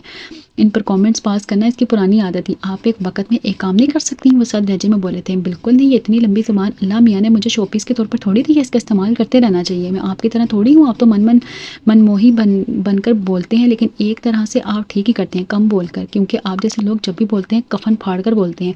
मैं आपको सुनते सुनते थक जाता हूँ। आप बोलते बोलते नहीं थकती। वो ब्रेड पर मायोनीज लगा रहे थे। वैसे जर्क, आपके माथे की शिकनें कुतरती हैं। आपने खुद डाली है। अंदाज़ा बेहद संजीदा था। उन्होंने सर उठा के से घूरा, मगर शहर जैसी आंखों की बेबाक चमक ने इनको निगाह चुराने पर मजबूर कर दिया। स्याह टी शर्ट में वो आम दिनों की निस्बत ज़्यादा ही खूबसूरत लग रहे थे। स्याह रंग कभी किसी पर इतना खूबसूरत नहीं लगा होगा। दिल ने चुपके से इतराफ़ किया था। एक तो आप हर बात माइंड कर जाते हैं। खैर छोड़िए, आज मैं आपको एक नई डिश खिलाती हूँ। स्पेनिश में बड़ी ज़बरदस्त, कसम से बड़ी ज़बरदस्त रेसिपी है। मैंने कल टीवी से नोट किया। वैसे कहना चाहते थे कि तुम्हारे रेशमी स्कार्फ को आग पकड़ने के लिए बेताब है, इसलिए इसे उतार दो, मगर कह ही न सके। कल आपने फ्रीज़र में क्या फजूल की डिश बना कर रखी थी? कुछ आता जाता है नहीं आपको? बेकार में रेसिपीज ट्राई करती रहती हैं। इसको मैंने टेस्ट किया तो मुझे वॉमिटिंग होगी। बेहद तेज़ी का मुजाहरा करते हुए वो कुकिंग रेंज के आसपास ही डोल रही थी। और फीके खानों का मज़ा आता भी क्या है? इसी पर इसका स्कार्फ शाने से ढलका। आग के पहले शोले ने इसे पकड़ा तो इसे अंदाज़ा नहीं हो सका। हुरैर, तुम्हारा स्कार्फ। वो बेताबी से उठकर इसके सामने आए थे। स्कार्फ पर आके शोले देखकर वो शिश्तर रह गई और शिद्दत खौफ से चिल्लाई। सेंटीमेंट की वजह से इसका स्कार्फ इसके गले में अटक गया था। इसे अलग करने की कोशिश में इनका हाथ भी जल गया था। मम्मा मम्मा, वो घबरा कर रोने लगी थी। जर्क ने सरत से पाइप खोलते हुए इससे वॉशरूम की तरफ दौड़ लगाई थी। तभी शारिक साहब सीढ़ियाँ उतरे। हुरैर, अपना कोट उन्होंने इसके पूरे वजूद पर डाल दिया। नीचे लेट जाओ। वो इनके बाजू में ही झूलकर बेहोश हो गई थी। इसका बायां शाना थोड़ी थोड़ी ही मुतासिर हुई थी। वो एक हफ्ता हॉस्पिटल में ही रही थी। शारिक साहब को बेहद परेशान देखकर जर्क बारहा नदामत से दो चार हुए थे, क्योंकि वो देख लेने के बावजूद उन्होंने इसे बेदार नहीं किया था। वो थी बेहद लापरवाह खलंडरी सी लड़की, खेल खेल में ही अपना नुकसान कर लेती थी और अब वो बेखबरी में मारी गई थी। डैड जर्क ने मुझे बचा लिया, कहीं ना होते तो मुझे तो कुछ सूझ ही नहीं रहा था। मम्मा मेरी लापरवाही पर मुझे हमेशा डांटती थी। वहाँ पर तो वो साए की तरह मेरे साथ होती थी और यहाँ मैं तनहा होती तो मैंने खौफ और दहशत से ही मर जाना था। थैंक गॉड के जर्क वहीं थे। आंखों में आंसू लिए वही बातें कितनी बार दोहरा चुकी थी, मगर एक बार भी ये नहीं बताया था कि वो इन्हीं के लिए कोई डिश बना रही थी। मम्मा को प्लीज़ मत बताइए कि वो बेकार में परेशान हो जाएंगी। बेकार में, जब जर्क ने मुझे फ़ोन पर बताया कि हुरैर हॉस्पिटलाइज है, मैं मीटिंग में मसरूफ़ था। इस वक्त ये सुनकर इस कदर बुखला गया था कि मैं मीटिंग अधूरी छोड़कर सीधा अस्पताल का रुक किया। हमारे रास्ते में ये सोचता था कि शायद कोई एक्सीडेंट वगैरह, मगर मुझे गुमान तक नहीं था कि तुम बेटा इस कदर लापरवाह। बस डैड, जो होना था वो हो चुका। वो मुस्कुराई। शुक्र कीजिए कि कोई बड़ा नुकसान नहीं हुआ। लेकिन डैड, मेरा इतना प्यारा स्कार्फ आगा जी सऊदीया से लाए थे मेरे लिए, मुझे बहुत अजीज़ था। क्या सारा ही जल गया? मुझे तो कुछ याद भी नहीं है। स्कार्फ की कीमत तुमसे ज़्यादा नहीं थी बेटा, ऐसे स्कार्फ हज़ारों होंगे मगर मेरी बेटी एक ही है। उन्होंने इसका सर अपने शानों से लगा के पेशानी पर बोसा दिया तो वो सामने खड़े जर्क अफरीदी को शरारत से मुंह चढ़ाने लगी। किस कदर केयरलेस लड़की है, अभी इतने बड़े हादसे से दो-चार हुई है। जर्क ने बेसाख्ता निगाहों का जाविया बदला था। वैसे डैड, मम्मा ने कहा था कि तुम ब्लैक कलर ज़्यादा मत पहना करो। बचपन ही से जब मैंने ब्लैक कलर पहना ज़रूर नज़र लगती है। इस रोज़ भी मैंने ब्लैक शर्ट पहनी हुई थी। डैड, मुझे किसी की नज़र लगी है। इनके सरसरी से देखने पर वो फिर मुस्कुराई थी और वो उगलाकर बाहर निकल गए। मत तंग किया करो मेरे डिसेंट बेटे को, मुझे मज़ा आता है इन्हें छेड़ने में। वो बदस्तूर मुस्कुरा रही थी और इसके अगले दिन ही इसके घर आने पर शारिक अफरीदी ने फैमिली गेट टुगेदर का एहतमाम किया था। वो खासी पुरजोश थी इस रोज़, क्योंकि ज़ख्म मुकम्मल तौर पर भरे नहीं थे मगर बेड रेस्ट से आजिज़ आ चुकी थी, लिहाजा इंतजामात के लिए वो खुद ही पेश थी। ज़रा आज मैं फिर ब्लैक कलर पहन रही हूँ, आप नज़र तो नहीं लगाएंगे ना? वो वार्डरोब के पट खोले अपने कपड़े मुंतखब कर रहे थे जब इसने अंदर झाँका। ब्लैक के साथ पर्पल नहीं, पिंक ज़्यादा सूट करेगा। अप्रैल कौन सा लग रहा है आपको? वो बेड पर दोनों पैर मोड़े इनसे राय ले रही थी। आपकी मर्जी, आप जो भी पहने, ये तो आप पर खूब सूट करता है। मैं कहलवाना चाह रही थी कि आप कितना, आपकी कुछ फहमी का मेरे पास कम से कम कोई जवाब नहीं है। वो वाइट ड्रेस के साथ मैचिंग टाइप बांधने लगे। ये कुछ फहमी नहीं, खुद पसंदी है, ख्वाम मेरा टाइम वेस्ट करते हैं। वो तेज़ी से बाहर निकल आई। ब्लैक स्कर्ट और पर्पल ब्लाउज में वो बहुत सी निगाहों का मरकज़ बनी हुई थी। अपनी यूनिवर्सिटी फेलोज़ में इस कदर मकबूल थी। जर को पहली बार इसके दिल जीत लेने वाली खूबी का इतराक हुआ था। वो सिर्फ इनके साथ ही नहीं, हर किसी के साथ बहुत बेतकल्लुफ़ी और मोहब्बत से पेश आती थी। इसकी फ्रेंड्स में लड़कियों की तादाद ज़्यादा थी। 2-3 लड़के भी थे जिन्हें देखते ही इनके महज़िब और शाइस्ता शख्सियत का अंदाज़ा हो रहा था। ज़र्क में बात सुने। वो अपने बेडरूम में जाने का सोच ही रहे थे कि हुरैर इनके पीछे आई। वो महज रुके ही दे, पलट कर ने देखा। ये मेरी फ्रेंड आपके साथ एक स्नैप बनवाना चाहती है, चलिए। वो हाथ में कैमरा लिए खड़ी थी। सॉरी, उन्होंने बेमुरवती से कहकर कदम आगे बढ़ा दिए। इसकी फ्रेंड्स इन पर मुख्तलिफ कमेंट्स पास कर रही थी जबकि वो मुस्कुराते हुए सोच रही थी कि हम छीन लेंगे तुमसे ये शान बेनियाजी, तुम मानने लगोगे अपने ज़रूर हमसे। सेमेस्टर की वजह से वो बहुत मसरूफ़ हो गई थी। जर्क 15 दिनों के लिए ऑफिशियल टूर पर डलॉस गए हुए थे।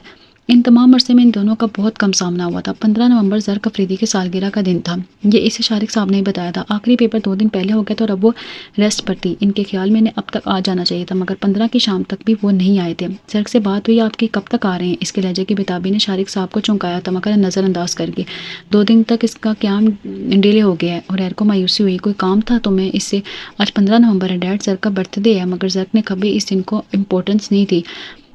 छोटी छोटी खुशियाँ हैं ज़िंदगी की जिन्हें वो खुद पर हराम किए हुए हैं। इसे तो खुश होना नहीं आता क्योंकि उन्होंने तो खुश रहना सीखा ही नहीं। डैड, तुम वाकई ज़रमीन की बेटी हो हुरैर। मोहब्बत पाने का हुनर तुमने उससे सीखा है। वो भी हमेशा मोहब्बत बांटती रही, कभी तलब नहीं की। इनका लहजा नम था। मैं मम्मा से तुम थोड़ी सी मुख्तलिफ हूँ डैड। इनके शाने पर सर टकाते हुए इनकी आंखों की नमी को अपने पोरों पर चुनते हुए बोली। मम्मा ने कभी बदले की तमन्ना नहीं की मगर मैं मोहब्बत देने के बदले में लेने की आदी हूँ।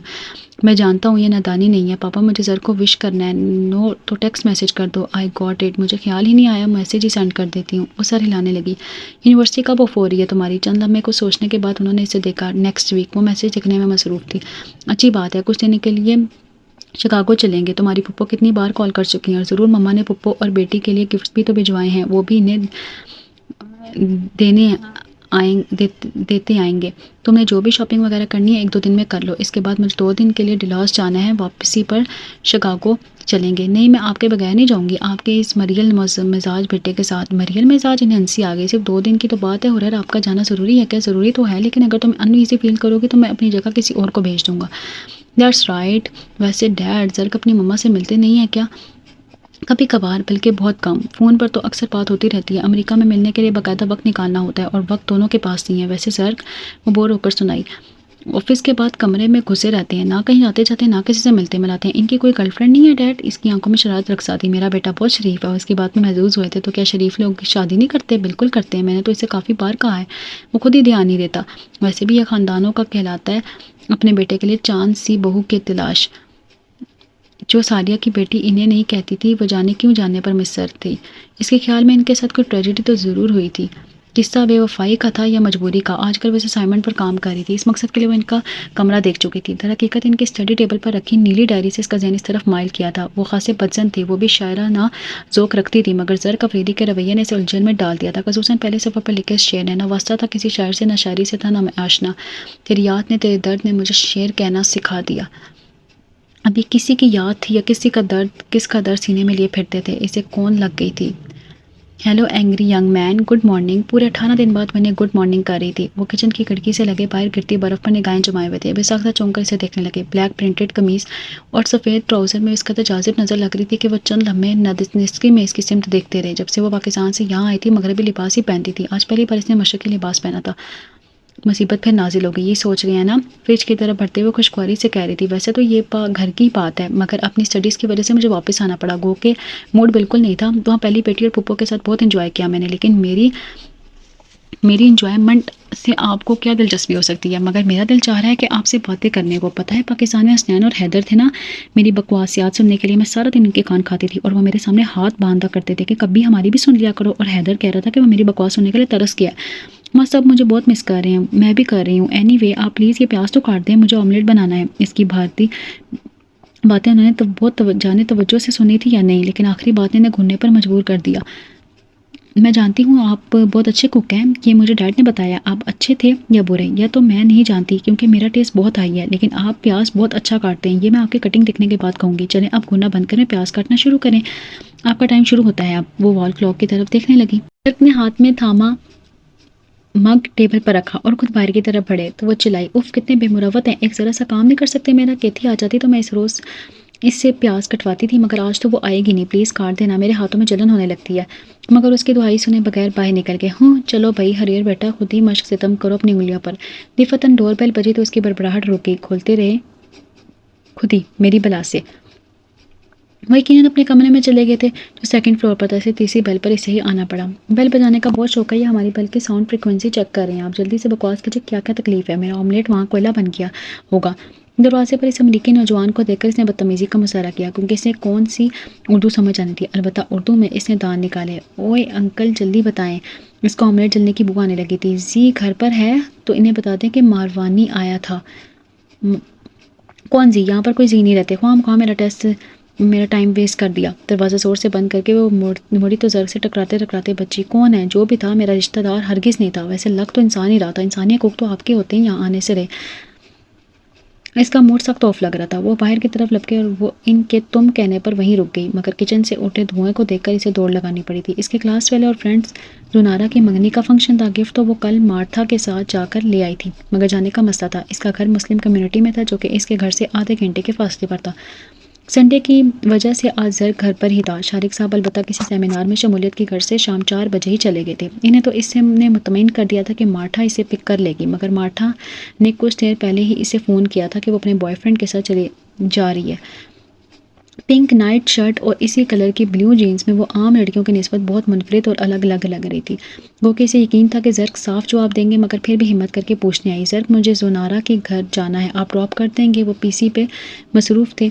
इन पर सरसी सी निगाह डाली। नफ़ी में सर हिलाए। सॉरी मैं इस वक्त मसरूफ़ हूँ, प्लीज़ सर ये काम आप आकर कर लीजिएगा। इसने आगे बढ़कर कीबोर्ड पर रखे इनके सर्द हाथ पर अपना हाथ रखा तो इन्हें जैसे करंट लगाओ। तेज़ी से अपना हाथ उठाते हुए वो कंप्यूटर की स्क्रीन को घूरने लगे। जब मैंने मना कर दिया तो मना कर दिया, मेरे पास इतना वक्त नहीं है तो निकाल लेना वक्त। 8 बज रहे हैं, वहाँ सब फ्रेंड्स आगे होंगे, प्लीज़।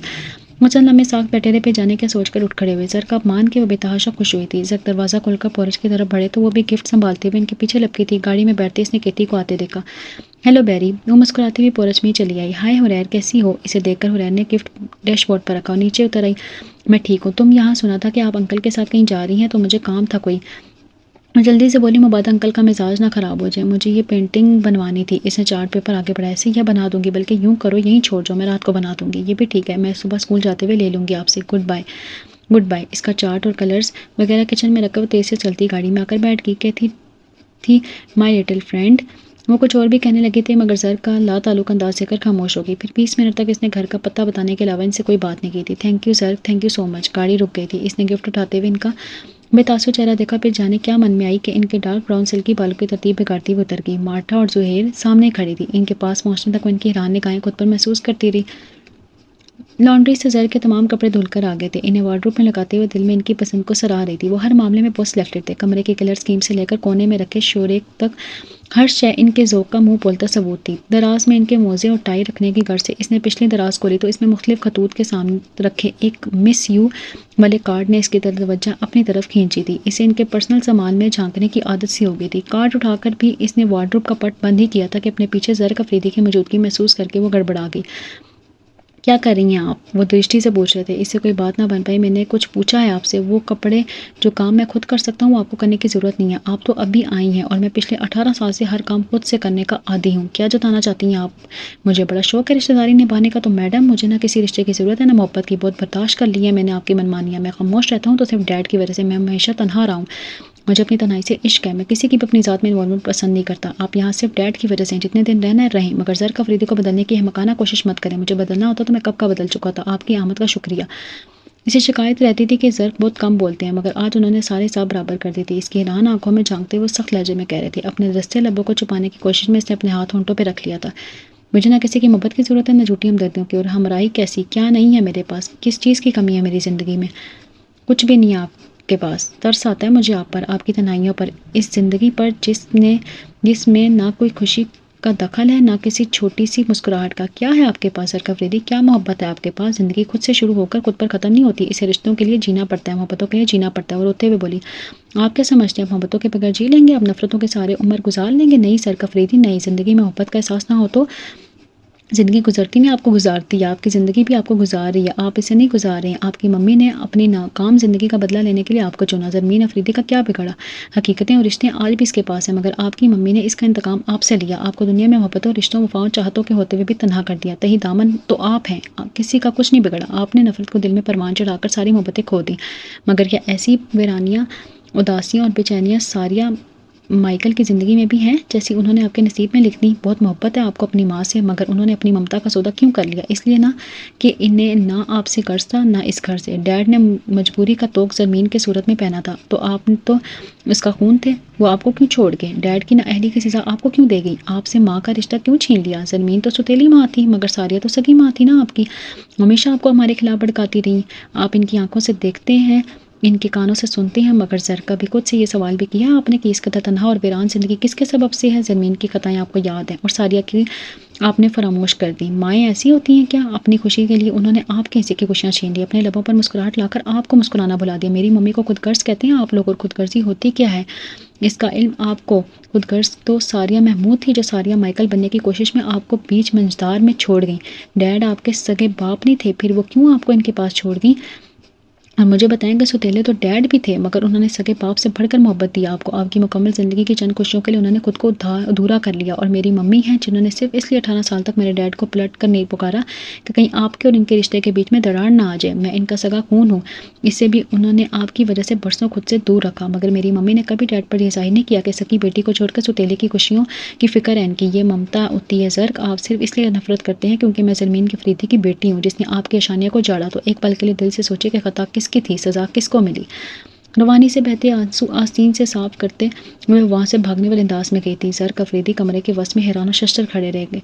ख्वाब है, ख्वाहिश है, वाहमा है ज़िंदगी, एक अजब तमाशा है ज़िंदगी। आज तक नहीं पहचान सका मैं तन्हाओं के खफा है ज़िंदगी, तन्हा हूँ कि खफा है ज़िंदगी। हुरैरा अफरीदी को इनके कमरे से कई 12 घंटे गुजर चुके थे और अभी तक हैरतों की जद में थे।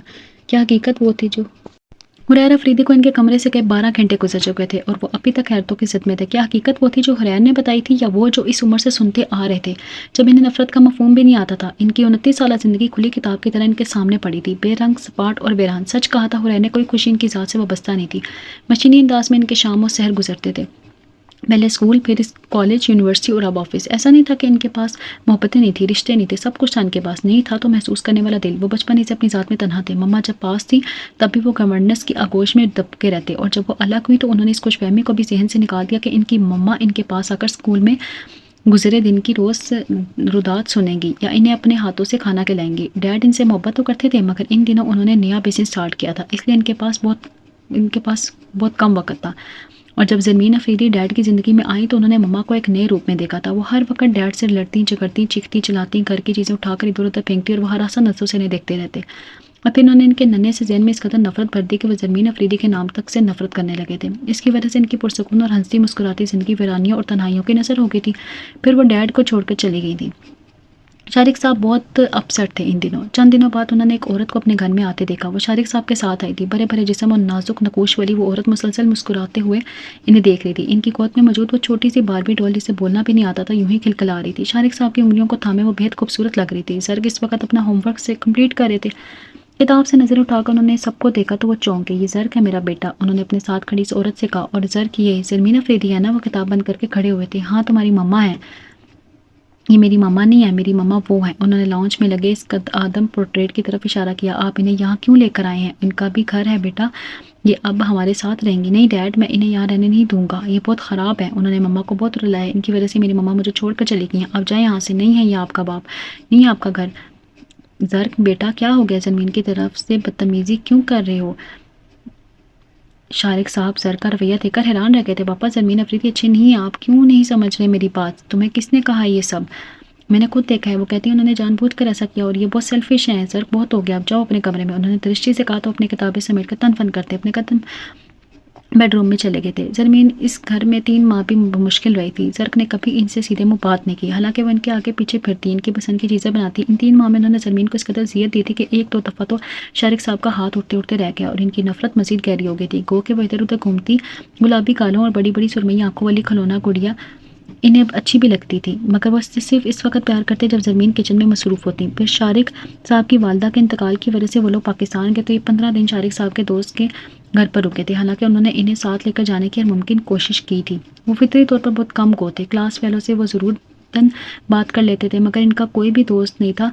फिर वो अपनी तन्हाई में इस कदर गुम हो गए कि इन्हें लोगों से उलझन होने लगी। यूनिवर्सिटी में वो हार्ड स्टोन के नाम से मशहूर थे। सर्क ने बहुत कम लोगों को वाकफियत थी। चंद लोग इन्हें ZA भी कहते थे। यूनिवर्सिटी में एक लड़की इनकी खातिर खुदकुशी की कोशिश भी कर चुकी थी, मगर इन्हें इसकी मोहब्बत ढोंग लगती थी। शायद वो मोहब्बत करना जानते ही नहीं थे। उन्होंने इस दुनिया में रहते हुए भी इसके मकीनों से बहुत अलग थलग ज़िंदगी गुजारी थी। सिर्फ खुद को ये बावर करवाने के लिए कि इंसान मोहब्बतों और रिश्तों के बगैर भी खुश रह सकता है, और अपनी ज़ात तक महदूद हो गए थे और अपनी दानिश में अपनी ज़िंदगी में बहुत मुतमईन और शाद थे। मगर आज यकदम हुरैर अफरीदी इनकी ज़िंदगी को बेनकाब कर गई थी, जिसमें सिवाय महरूमियों और नाकामियों के कुछ भी नहीं था। वो इसका तन्हा और खाली हाथ है इन्हें पहली बार इदराक हो रहा था। वो इस रात एक पल भी ना सोच सके थे। सुबह 5 बजे के करीब इनकी आंख लगी थी, मगर फिर भी वो 7 बजे तक उठ गए थे। एक्सरसाइज के घर से वो सीढ़ियाँ उतरे तो हुरैर जॉगिंग के लिए निकल रही थी। आज इसने ना गुड मॉर्निंग कहा था और ना इन पर कोई कमेंट पास किया था। कितने दिनों बाद उन्होंने खुद ही कॉफ़ी बनाई। जॉगिंग से वापसी पर इसे नहायत लाताल्लुक़ अंदाज से नाश्ता तैयार किया। खुद चंद लुकमे जहर मार कार के शारिक साहब को उठाते हुए यूनिवर्सिटी के लिए निकल गई थी। वाला शौरी तौर पर इसके लाताल्लुक़ अंदाज को नोट कर रहे थे। पूरा दिन गुजर गया था और इसने इनसे बिल्कुल बात नहीं की थी, बल्कि शारिक साहब के पास भी कुछ देरी बैठी रही। सर दर्द का बहाना बनाकर सोने के लिए चलेगी। और ये सिर्फ एक दिन की नाराज़गी नहीं थी, पूरा महीना यूं ही गुजरा था। शारिक साहब इसकी खामोशी महसूस करके 12 वजह पूछ चुके थे और हर बार इन्हें टाल देती। इन्हीं दिनों शारिक साहब ने इन्हें बताया कि इनकी पाकिस्तानी दोस्त मोइन अब्बासी अपने बेटे के लिए इसका प्रपोजल लाने वाली है। कामरान अब्बासी इन्हीं के ऑफिस में जॉब करता था, इसलिए वो उनसे कामरान के बारे में राय तलब कर रहा था कि लड़का कैसा है। कामरान डिसेंट है और आप बेकार में परेशान मत हो। अगले 3-4 साल तक ना मुझे कोई एंगेजमेंट करनी है, ना मैं फ़िलहाल शादी का सोच रही हूँ। मैं सिर्फ अपना करियर बनाना चाहती हूँ। इन्हें काफ़ी सर्व करते हुए वो ज़र की बात काट गई थी। ज़र के लिए कॉफ़ी नहीं बनाई तुमने? नहीं, जो लोग अपना काम खुद कर सकते हैं उनके लिए ज़हमत उठाने की ज़रूरत नहीं है मुझे। इन्हें नज़रअंदाज करते हुए मैगज़ीन फैलाकर इसमें गुम हो गई थी। क्या तुम दोनों नाराज़ हो आपस में? वो ज़र की तरफ देखने लगे। नाराज़गी वहाँ होती है डैड जहाँ अपनाई है तो। इसके जवाब ने ज़र को चौंका दिया था। ज़र बेटा तुम बताओ ये आपसे क्या कहेंगी डैड, जबकि इनको नाराज़गी का पता न मनाने का। महरूमियों के सताए हुए कुतरसी का शिकार शख्स हैं ये, जिन्हें सच्ची मोहब्बतें भी मसनूई झूठी लगती हैं। प्लीज़ हुरैर, इन्हें टोकना पड़ा। मैं गलत नहीं कह रही हूँ डैड। अपनी ज़ात के गिर्द ऊंची दीवारें बना लेने से अपनी शख्सियत में उलझन का शिकार हो जाती है। फितरत के बगैर उम्र गुजर जाती है, मगर इसके सहारे नहीं। सिर्फ मैंने यही कहा था कि इन्हें के मोहब्बत दिल में जन्म लेती है और रिश्ते दिल से बनती है, मगर इन्हें तो हर मोहब्बत मसनूई और हर रिश्ता बोझ लगता है। मगर इनसे कोई मेरा इनसे क्या कोई रिश्ता है? नहीं, मगर इनसे कोई ताल्लुक भी नहीं रखना चाहती। सिर्फ चंद महीने हैं डैड। इसके बाद मैं पाकिस्तान चली जाऊंगी, ये तन्हाइयों की आदि है, इन्हें तन्हाई रहने दें। मैगजीन टेबल पर फेंक कर वो कमरे की तरफ चली गई थी। जर की निगाहों ने इसका ताक़ुब किया तो शारिक साहब परेशान थे। जर मुझे लगता है कोई सीरियस बात होगी तुम दोनों के बीच, पकड़ना। मुरार तो बहुत सॉफ्ट नेचर लड़की है, वो तो नाराज़ होने वाली बातों पर भी नाराज़ नहीं होती। कुछ खास नहीं डैड, बस ऐसे ही आप न्यूज़ देखें, मुझे कुछ काम है। अपने कमरे में आकर इनका इसराब दूर नहीं हुआ था। रिवॉल्विंग चेयर पर बैठकर उन्होंने सर बैग से लगा लिया था। इन्हें वाकई किसी की नाराज़गी से कोई फ़र्क नहीं पड़ता था, मगर फिर भी वो गुज़िश्ता के इन दिनों से बहुत मुस्तरिब और बेचैन थे। इन्हें इस इज़्तिराब की कोई वजह समझ में नहीं आ रही थी। उन्होंने अपना ध्यान बटाने की मुमकिन कोशिश की थी, और भी कुछ देर पहले इन्हें अपनी बेचैनी की वजह समझ में भी आ गई थी। जाने अनजाने में खुद भी हुरैर अफरीदी की बातों से और शरारतों के आदी हो गए थे। बेशक वैसे नापसंद करते थे, मगर फिर भी इसके वजूद के आदी हो गए थे। इस इतराफ़ ने इन्हें बहुत मायूस किया था। बेचैनी और बेताबी का एक अनजाना सा सदमा है। महसूस करके देखो, हर सांस यहाँ एक सदमा है। हुरैर की गुनगुनाती हुई आवाज़ ने इनकी तवज्जो फ़ौरन खींची। वो सामने वाले लाउंज में गिटार बजा रही थी। कितनी कभी जितना समझो कम है, कभी दुख का एक सागर है, कभी सावन है जाता मौसम है, कभी होता है जीवन सुख दुख का संगम है। जिस वक्त वो कमरे तक आई, आवाज़ बंद हो चुकी थी। इन्हें म्यूज़िक से दिलचस्पी नहीं थी, मगर इनका दिल न जाने क्यों इस गाने को दोबारा सुनने को चाह रहा था। अगले चंद दिन एक प्रोजेक्ट के सिलसिले में बहुत मसरूफ़ रहे थे। इनकी कंस्ट्रक्शन कंपनी को मेगा प्रोजेक्ट मिला था। ये शायद इनकी अब तक की ज़िंदगी की सबसे बड़ी कामयाबी थी। इस कदर मगन रहे कि अपने काम में के आराम में सिर्फ चंद घंटों का करते। हुरैर भी फाइनल सेमेस्टर में उलझी हुई थी। बहुत से दिन खामोशी से इनके दरमियान से रख गए थे। इस रोज़ वो ऑफिस से वापसी पर फ्री हुए जब उन्होंने हुरैन को ट्रैवलिंग बैग समेत सीढ़ियाँ उतरते देखा। वो जो निकलना चाहते थे मगर चौंक गए। सेल फोन पर नंबर मिलाती उंगलियां वहीं साख्त हुई थी। हुरैन ने पलट कर इन्हें देखकर फिर कुछ सोच कर इन तक चली आई। ज़र्क, इन चंद हफ्तों में मैंने आपसे अपनी खुद साख्ता नाराज़गी के बारे में बहुत सोचा। मैंने कहा था नाराज़गी वहाँ होती है जहाँ अपनायत, तो ये अपनायत मेरे मन में थी मगर आप जब मैं यहाँ आई थी तो मेरे जहन में आपका इमेज बहुत मुख्तलिफ था। मैं आपको सख्त बदमिजाज और आउटस्पोकन शख्स ख्याल करती थी, क्योंकि मम्मा और पापा ने मुझे भी बताया था इससे आपका यही इमेज बनता था। मगर आपसे मिलकर, आपको जानकर मुझे मालूम हुआ कि आप इस इंसान से बहुत मुख्तलिफ हैं जो आपको दिखाई देते हैं। या तो आप बहुत सॉफ्ट नेचर और कूल माइंडेड हैं। आप मेरी अक्सर बदतमीज़ियाँ शरारतें सिर्फ इसलिए नज़रअंदाज नहीं करते थे कि मैं डैड की बेटी हूँ, बल्कि आपकी नेचर ही ऐसी है। इन 2 सालों में मैं इतना तो जान गई हूँ आपको कि मुझे आपसे कभी कोई ज़ाती परखाश नहीं रही। मम्मा ने मुझे आपके बारे में बताते हुए कहा था कि ज़र्क अफरीदी को मोहब्बतों की कदर करनी नहीं आती, इसे रिश्ते पसंद नहीं। तुम इससे ये एहसास ज़रूर दिलाना कि ज़िंदगी मोहब्बत के बगैर मुश्किल होती है, और रिश्तों के बगैर मुश्किल तरीन, और मोहब्बत फ़क्त सगे रिश्तों से मंसूब नहीं होती, इसका ताल्लुक दिल से होता है। मैं आपको सिर्फ ये बावर कराना चाहती थी कि ज़र के दूसरा तब आपकी कदर करता है जब आप इनको अपने होने का एहसास दिलाएं। मैं ये सब आपसे किसी बदले के लिए नहीं करती थी, ना ये आप पर एहसान था। मुझे तो सिर्फ 2 साल हुए हैं स्टेट हुए, और आप 27-28 साल से अपना हर काम खुद करते थे है, मगर मुझे ये सब अच्छा लगता था, और मैं इसलिए करती थी कि मेरा पॉइंट ऑफ व्यू से ये सिर्फ अपनायत या मोहब्बत थी। मगर आप इसे जाने क्या समझे, बदगुमानियाँ रिश्तों की खूबसूरती को घना देती हैं। इसकी तवील बात उन्होंने सामने दीवार पर आवेजा इसके पोर्ट्रेट को देखते हुए सुनी थी। 6 माह पहले डैड ने सारिया महमूद का पोर्ट्रेट हटाकर हुरैर अफरीदी का लगा दिया था। इस तस्वीर में बहुत खूबसूरत लग रही थी। आपको मुझसे नफरत है या जो भी है, मगर मैं अपनी तमाम तर बदतमीज़ी और ख़ताओं के लिए सॉरी कहती हूँ। मैं फ़िलहाल शिकागो जा रही हूँ, वहीं से पाकिस्तान हमेशा के लिए। खुदा हाफिज़। मेरा जुमले अदा करते हुए वो तेज़ी से दरवाजे की तरफ बढ़ी। पोरज में निकल की थी। ज़र्क अपनी जगह से हिले नहीं थी। हुरैर अफरीदी हम यहाँ से हमेशा के लिए चली गई थी। इस बात ने खुशी दी थी या उदासी, इन्हें फौरी तौर पर समझ में नहीं आया था। और जब शाम को शारिक साहब ने इसके मुतालिक इस्तफसार किया तो वो बेकीनी से इन्हें देखने लगे। डैड, वो आपको इन्फॉर्म करके नहीं गई कौन हुरैर, कहाँ गई है वो? उन्होंने टाई ढीली की और सोफे पर दराज हो गए। वो तो शिकागो चली गई है। शिकागो? सीधे शिकागो किसके पास गई है? पुप्पो के पास। पुप्पो तो परसों कनाडा चली गई हैं, इनके देवर की शादी है वहाँ। क्या? ज़र का माथा ठिंका। इसने आपको बताया नहीं कि वो शिकागो जा रही है? मुझसे तो इसने कोई बात नहीं की। हाँ, रात को ब्लैंक चेक ज़रूर लिया था मुझसे। वो यूँ अचानक कैसे जा सकती है? क्या फिर तुम दोनों का? नो डैड, बिल्कुल भी नहीं, बिल्कुल, बल्कि मैं तो हैरान रह गया तो इसे यूँ अचानक जाते देखकर। इसका इरादा वहीं से पाकिस्तान फ्लाई कर जाने का है। पाकिस्तान? और अचानक क्या हो गया इस बेवकूफ़ लड़की को? सचमुच बहुत परेशान हो गए थे। शिकागो के सही रास्ते तक से लाइल्म है, और सेल पर इसका नंबर डायल करते हुए ज़र को भी मुस्तरब कर गई। सेल भी ऑफ़ किया हुआ है। कब निकली? अब सुबह 10 बजे। सुबह 10 बजे से गई भी हो तो मुझे अब बता रहे हो? मुझे इल्म नहीं था कि इसने आपको अपने जाने के मतलब कुछ नहीं बताया। इसकी किसी फ्रेंड वगैरह को जानते हो तुम? नहीं। हाँ, अपने डैंडलन से इन्फॉर्मेशन ले लें, जिसके स्टोर पर वो जॉब करती थी शायद। हाँ, मैं इसके पास जाता हूँ। तुम प्लीज़ इसके बेडरूम की तलाशी तो लो, शायद वो अपने यूँ अचानक जाने की वजह कहीं लिख कर रखी गई हो।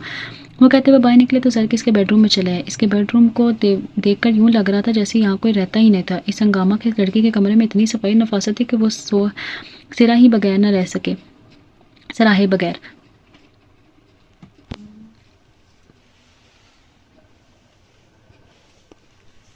15-20 मिनट की तलाशी के बाद इनके हाथ कुछ नहीं लगा था। बेड का फ़ॉर्म उन्होंने यूं ही उठाया था और नीचे रखे एक उदास मगर खूबसूरत कार्ड को उठाते हुए सोच रहे थे कि जस्ट लव लाई का बेहद मुनकिश कार्ड इसने क्यों छुपाया होगा। शायद डैनियल के लिए। उन्होंने कार्ड खोला और जिल्ली हरूफ से लिखे, my love just sir I love you. इन्हें इन्हें बिल्कुल गंग कर दिया। Jerk my love. बेड पर गिरने वाले अंदाज में बैठते हुए उन्होंने खूबसूरत राइटिंग में लिखी नज़म पढ़नी शुरू की। याद की राह गुजर में ठहर जाओ, बरसों बीत गई हैं, तुम चाहो तो 2-4 कदम और चलो।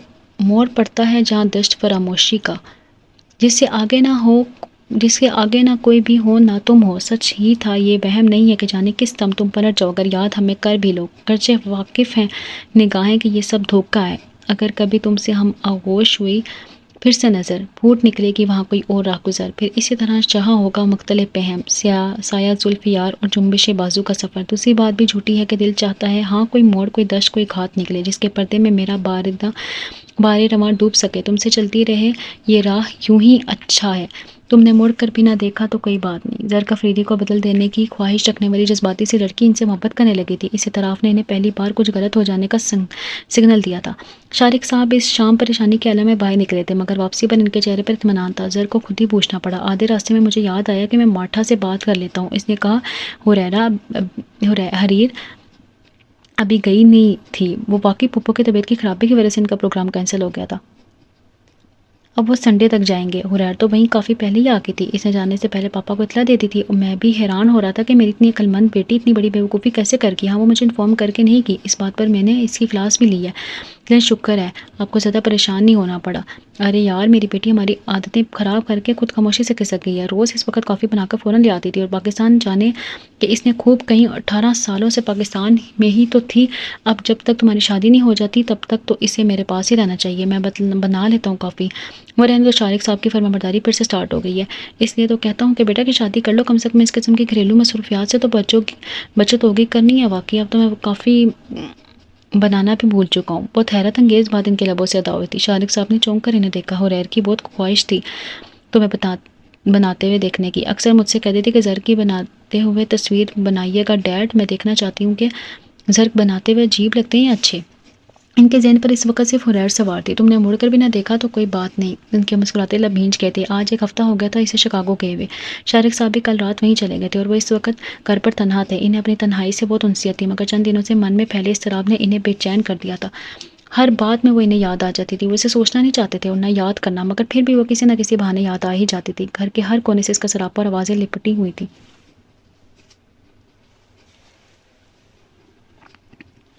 वो इसे भुलाते भी तो कैसे, जितना इसके शौक, लहजे, कहकों और खनकती हंसी से पीछा छुड़ाने की कोशिश करते वो इतनी शिद्दत से याद आती। यूं ही बेख्याली में किसी मैगजीन को पढ़ते हुए, कॉफ़ी के हर कड़वे घूंट पर, डाइनिंग टेबल पर सलाद बनाते हुए, फ़ोन की घंटी बजने पर, ऑफिस का काम करते हुए। दिन हफ्ते महीनों में ढल चुके थे। कल 29 दिन हो गए थे इसे इस घर से गए हुए। शारिक साहब बहुत बार इसे बुला चुके थे और हर बार बहाना बना देती। आपके घर में तो मैं बोर हो जाती हूँ डैड, यहाँ पप्पू और बेटी के साथ बहुत इंजॉय करती हूँ। आपके बेटे तो कलमा शुक्र पढ़ते होंगे दिन रात, है ना। अरे नहीं, वो बेसख्ता हंसी है। तो मेरी बहुत शिकायतें हैं मेरे बेटे से। अब वो इतना भी रूट नहीं है। इनकी बात पर इसे ज़रा यकीन नहीं आया। अच्छा, आपको क्या पता। शारिक साहब इसे बताते तो वो यूं ही मुस्कुरा देती। और जब आप पप्पू ने अपने देवर के लिए इसका प्रपोजल दिया तो डैड फ़ौरन ज़मीन से बात करने के लिए बेताब हो गए थे, क्योंकि साहिर इन्हें ज़ाती तौर पर बेहद पसंद था।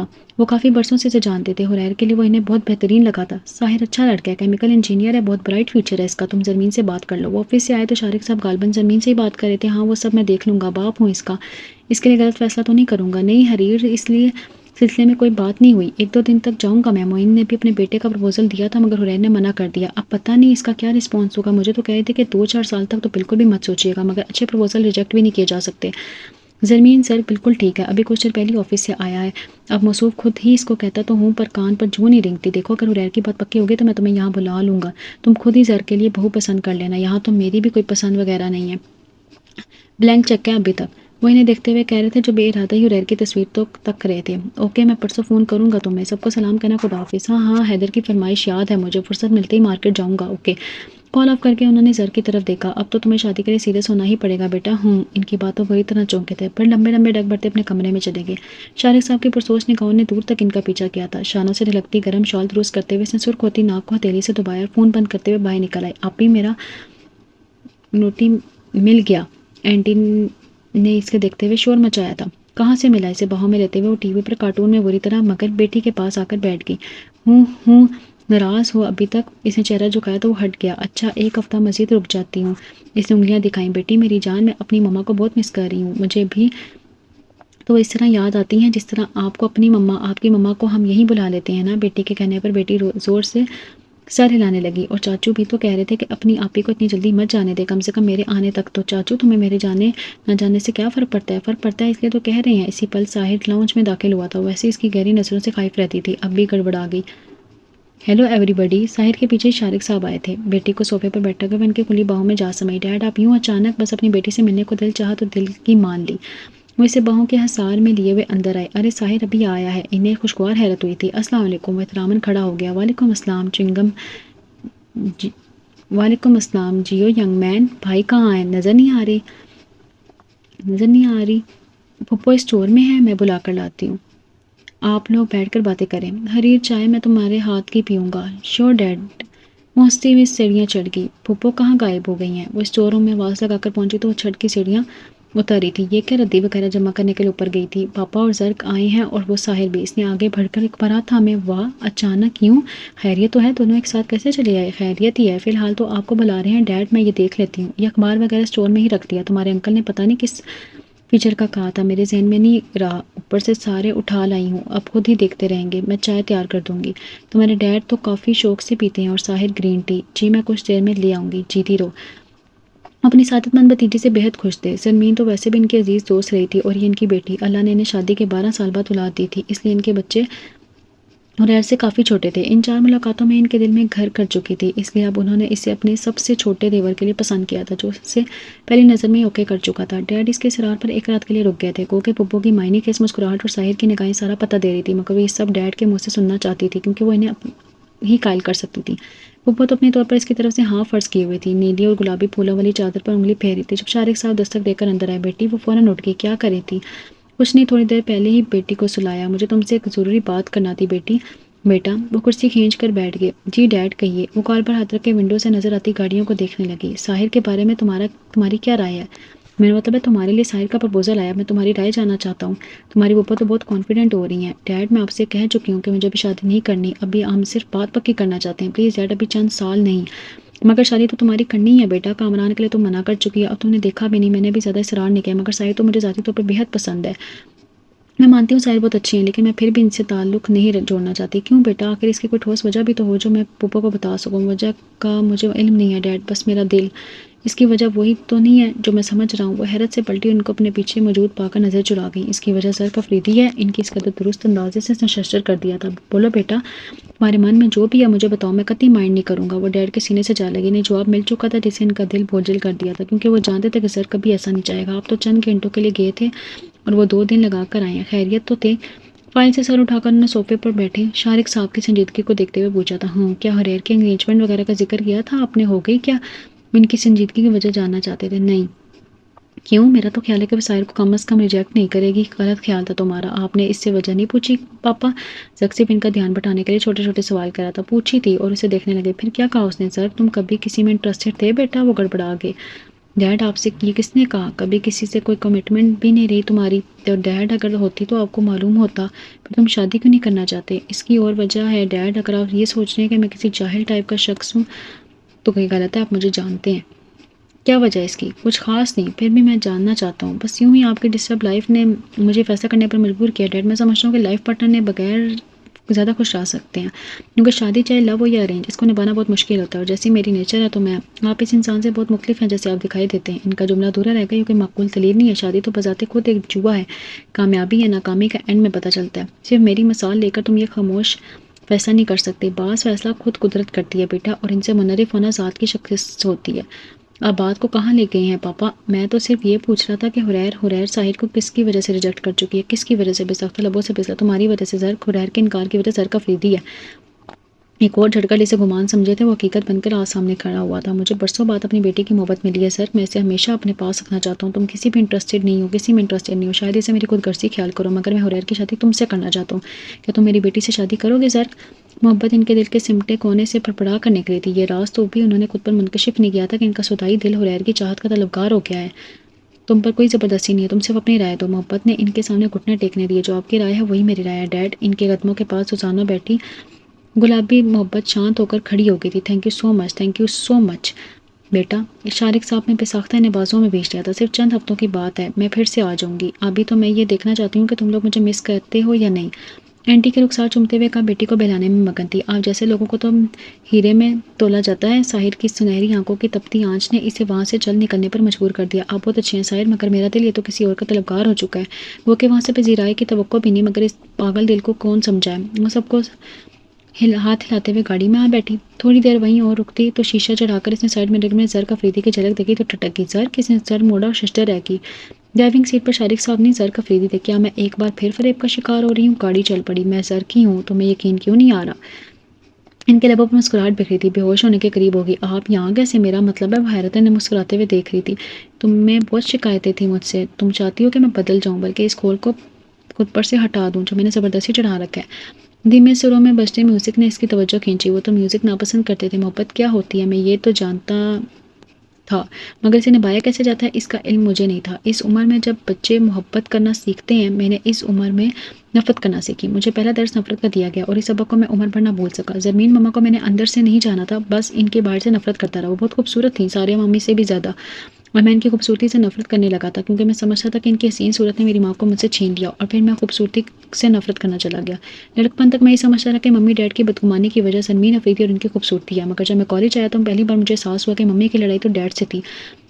फिर उन्होंने मुझे क्यों छोड़ा, ये सवाल मैंने मम्मी से पूछा, मगर उन्होंने ये कहकर टाल दिया कि तुम्हारे डैड ऐसा चाहते थे। मैं सारी उम्र मम्मी का सिखाया सबक रटता रहा और ज़िंदगी की हर खूबसूरती को खुद पर हराम कर लिया। मेरे पास दुनिया की हर साइज थी, मगर मैं सिर्फ मोहब्बत के लिए तरसता रहा। अपनी नफरत के हाथों मैंने बेतहाशा खुशियाँ गंवाई हैं थी। मैं दिन भर लोगों से नफरत करता और रात को मोहब्बत के लिए रोता। मम्मी मेरे पास नहीं थी जिनसे मैं ये बात शेयर करता। उन्होंने फ़ोन करने से भी मना कर दिया था, क्योंकि माइकल की ये बात पसंद नहीं थी। डाइट को अपनी बिजनेस से फुर्सत नहीं थी, फिर भी वो मुझे वक्त देने की भरपूर कोशिश करते थे। मेरी ज़िंदगी के 28 साल यूं ही तन्हाई से लड़ते गुजर गए। एक रोज़ बहुत खामोशी से मेरी ज़िंदगी में एक लड़की आई। उन्होंने पलट कर इसका चेहरा देखा जो बेचैन हो चुका था। मैं इस लड़की से भी नफरत करता था, क्योंकि वह ना सिर्फ ज़रमीन अफरीदी की बेटी थी, बल्कि इन जैसी दिखती भी थी। ज़रमीन अफरीदी की वजह से मैं मुस्कुराना खुश रहना भूल गया था, और इसकी बेटी हम्मा वक्त हंसती मुस्कुराती कहके लगाती। मुझे इसकी हंसी बुरी लगती थी। मगर एक रोज़ मैंने इसकी हंसी को दिल से सुना तो इसके झंकार दिल के मंदिर में मोहब्बतों की खुशबू फैला गई। पहला दिन था जब मुझे इसकी हंसी बुरी नहीं लगी, मगर इस लड़की को जाने कैसा हुनर आता था कि जब भी मैं कुछ कहने लगता तो लफ्ज़ खो जाते। बहुत आहिस्तगी और खामोशी से मेरे दिल में जगह बनाती चलेगी। और मैं जो बेज़ाहिरी से नफरत करता था, मगर दिल कब इसका असीर हो गया इसकी खबर मुझे बहुत बाद में हुई। मैं अपनी ज़ात में जितना समेटने की कोशिश करता वो इतना ही करीब आती। जिस रोज़ मुझे चोट लगी इसकी परेशानी तो वजह मुझे बहुत अच्छी लगी थी, मगर मैं दिल की आवाज़ पर लब्बैक कहने के बजाय इसे नापसंद करने की कोशिश करता रहा। फिर जिस दिन वो मुझसे नाराज़ हुई, इस रोज़ मैंने सारिया मम्मी से बात की थी। उन्होंने इसकी आमद की इत्तला पर बहुत रूड रिएक्ट किया। मम्मी की फजूल बातों का असर ही था कि ऑफिस से वापसी पर जब वो सामने आई तो मैं इस पर बरस पड़ा, क्योंकि मम्मी का कहना था कि पहले ज़रमीन ने इनसे इनका शोहर छीना, अब इसकी बेटी इनका बेटा छीनना आई होगी। कुछ देर तो तौक़ुफ़ के बाद तो फिर बोले। मेरी कमज़ोरी है कि मैं सोचने समझने की सलाहियत रखने के बावजूद मम्मी की बातों पर इमोशनल हो जाता हूँ। और जब वो लड़की मुझसे खफा हुई तो मैंने जाना कि खुशबू के बगैर गुलाब कैसा होता है। मैं आज इसके बजिस्ता जुमलों में खुशियों शौकियों और बदतमीज़ों को मिस करने लगा था। मैं चाहता था कि मुझसे बात करे, मगर अपनी अन्ना परस्ती के हाथों में किनारे से लगा रहा। और जो कुछ उसने कहा मैं हफ्ता भर इसकी सदाकत जांचता रहा, फिर इस पर ईमान लाया। और जब इसने SMS में लिखा था कि आप आरज़ू में ना ख्वाहिश है ना हसद ना मलाल, अब यहाँ लब पे कहाँ हर्फ़ सवाल आता है। हमने खुद को बहुत देर में सिमटा है तुम्हारी याद से, फिर भी तो हमें मलाल आता है। अब नहीं किसी की मोहब्बत का यकीन आएगा, इनकी बाजार निगाहों का ख्याल आता है। तो मैं खुद से बहुत देर तक लड़ता रहा कि मोहब्बत है तो बता क्यों नहीं देते। मेरी नफरत का एहसास तो इसी रोज़ मिट गया था जिस रोज़ मैंने उसकी आंखों में मोहब्बत को रोते हुए देखा। उसके बाद तो कुछ भी ना बचा था। डैड कामरान के लिए मेरी राय पूछते रहते, मैंने तो सिर्फ इसका रद्देमल जानने के लिए इनका साथ दिया था, वरना दिल से तो मैं भी चाहता था कि वो इस शीशे से इनकार कर दे। मैं इसे मनाने का सोचता रहा और वो बहुत खामोशी से मुझे हमेशा के लिए खुदाफिज कह आई। बेडरूम की तलाशी के दौरान मुझे अपनी ज़िंदगी का सबसे खूबसूरत कार्ड मिला था, और इसने मेरे लिए लिखा था मगर मुझे दिया नहीं। और इसके इस वाज़ेह तरफ ने कि वो मुझसे मोहब्बत करती है, मेरी ज़िंदगी ने इससे सब ही वहमों और हसरतों को मिटा दिया था। इस रात मैं दूसरी बार जागा था इस लड़की के लिए जो इस वक्त मेरे साथ बैठी है। मैं इस मामले में अपनी अन्ना पर हमेशा खुद से शौकी रहूँगा कि मैं डैड से तुम्हारे लिए खुद बात क्यों नहीं कर सका, क्योंकि दूसरी बार मेरे मुकाबिल साहिर था। वो शुरू ही से डैड का चहीता रहा है। अब की बार मुझे यकीन था कि मोहब्बत मेरे हाथों की लकीरों में नहीं है। मुझे सारी उम्र इसके लिए तड़पना और तरसना है। बहुत बेचैन और मुस्तरिब दिन गुजारे हैं मैंने। और जब डैड ने तुम्हारे इनकार का बताया तो दिल फिर से जी उठा था, और जब ये पता चला कि तुम्हारे इनकार की वजह मैं हूँ तो मुझे ना डायलॉग आते हैं हुरैर और ना लफ्ज़ का कहने का हुनर। मगर तुम मेरे लिए इतनी अहम हो गई हो कि मैं तुम्हें कभी इस घर से कहीं जाने नहीं देना चाहता। क्या तुम मेरी खातिर हमेशा के लिए मेरे साथ यहाँ रह सकती हो हुरैर? उन्होंने पूछा तो वो जाने क्यों रोने लगी थी। क्या तुम्हें मेरी बातों से तकलीफ हुई है? उन्होंने टिश्यू उसकी तरफ बढ़ाया। नहीं, इसने आंखें साफ की। पापा क्यों नहीं आए मुझे लेने? मैं तुम्हें इन्हीं के पास लेकर जा रहा हूँ। अगर मेरी तो फ्लाइट है 6 बजे। डैड ने तुम्हारी सीट रिजर्व नहीं करवाई, वो नहीं चाहते कि तुम अभी इतनी जल्दी पाकिस्तान जाओ। मगर मुझे फ़ोन पर उन्होंने मजाक किया था, उन्होंने चंद दिनों तक हम सब पाकिस्तान जा रहे हैं। आप भी? हुरैर की आंखें हैरान होकर इनकी तरफ उठी थी। हाँ, मैं भी। मुझे अपनी मम्मा से मिलना है, आगा जी से मिलना है, छोटे भाइयों से मिलना है। बहुत से रिश्ते हैं वहाँ जिन्हें मैं अपनी बदगुमानी के हाथों ठुकरा आया हूँ। तुमने मुझे रिश्तों पर एतबार करना, मोहब्बत करने का हुनर सिखाया। तुम्हारे तजुर्बात खास है मेरे लिए। एक मम्मी है जिन्होंने बरसों तुम्हारे बगैर अपनी ज़िंदगी मुस्कुराहटों के सारे गुजार ली और मेरे लबों पर ताले डाले रखे। कल मैंने इनसे तुम्हारी मुतल्लिक बात की कि मैं तुम्हें प्रपोज करना चाहता हूँ तो वो शॉक्ड रह गई। वो बहुत नाराज़ है मुझसे, मगर अब मुझे इनकी नाराज़गी की परवाह नहीं। सिर्फ इनकी खुशी के लिए मैंने बहुत लोगों को खफा किया है, लेकिन अब नहीं। ज़र्क आप लफ्ज़ इसका साथ छोड़ने लगे। मैं जानता हूँ तुम्हें बहुत हैरत हो रही है मेरे इस तरह बदल जाने पर, मगर हुरैर मोहब्बतें खुद को मनवा भी लेती हैं, और जब मोहब्बतें खुद को मनवा लें तो इंसान सरता पैर बदल जाता है। 28 साल में नफ़रत के सहारे जिया हूँ और अब मैं सिर्फ मोहब्बत की राह गुजर पर चलना चाहता हूँ। क्या तुम इस सफ़र में मेरा साथ दोगी? उन्होंने हाथ फैलाते हुए पूछा तो हुरैर ने अपना नाजुक सा हाथ इनके मजबूत हाथ में दे दिया। मोहब्बत खुद को मनवा चुकी थी। अब अजीज़ का सफ़र बेहद खुशगवार था। नावल का नाम है मैं, मोहब्बत और तुम। असकलम सिदरा सहर। नावल का नाम नावल के डिस्क्रिप्शन चैनल के डिस्क्रिप्शन बॉक्स में भी मौजूद है, तो आप वहाँ से भी नावल का नाम पढ़ सकते हैं।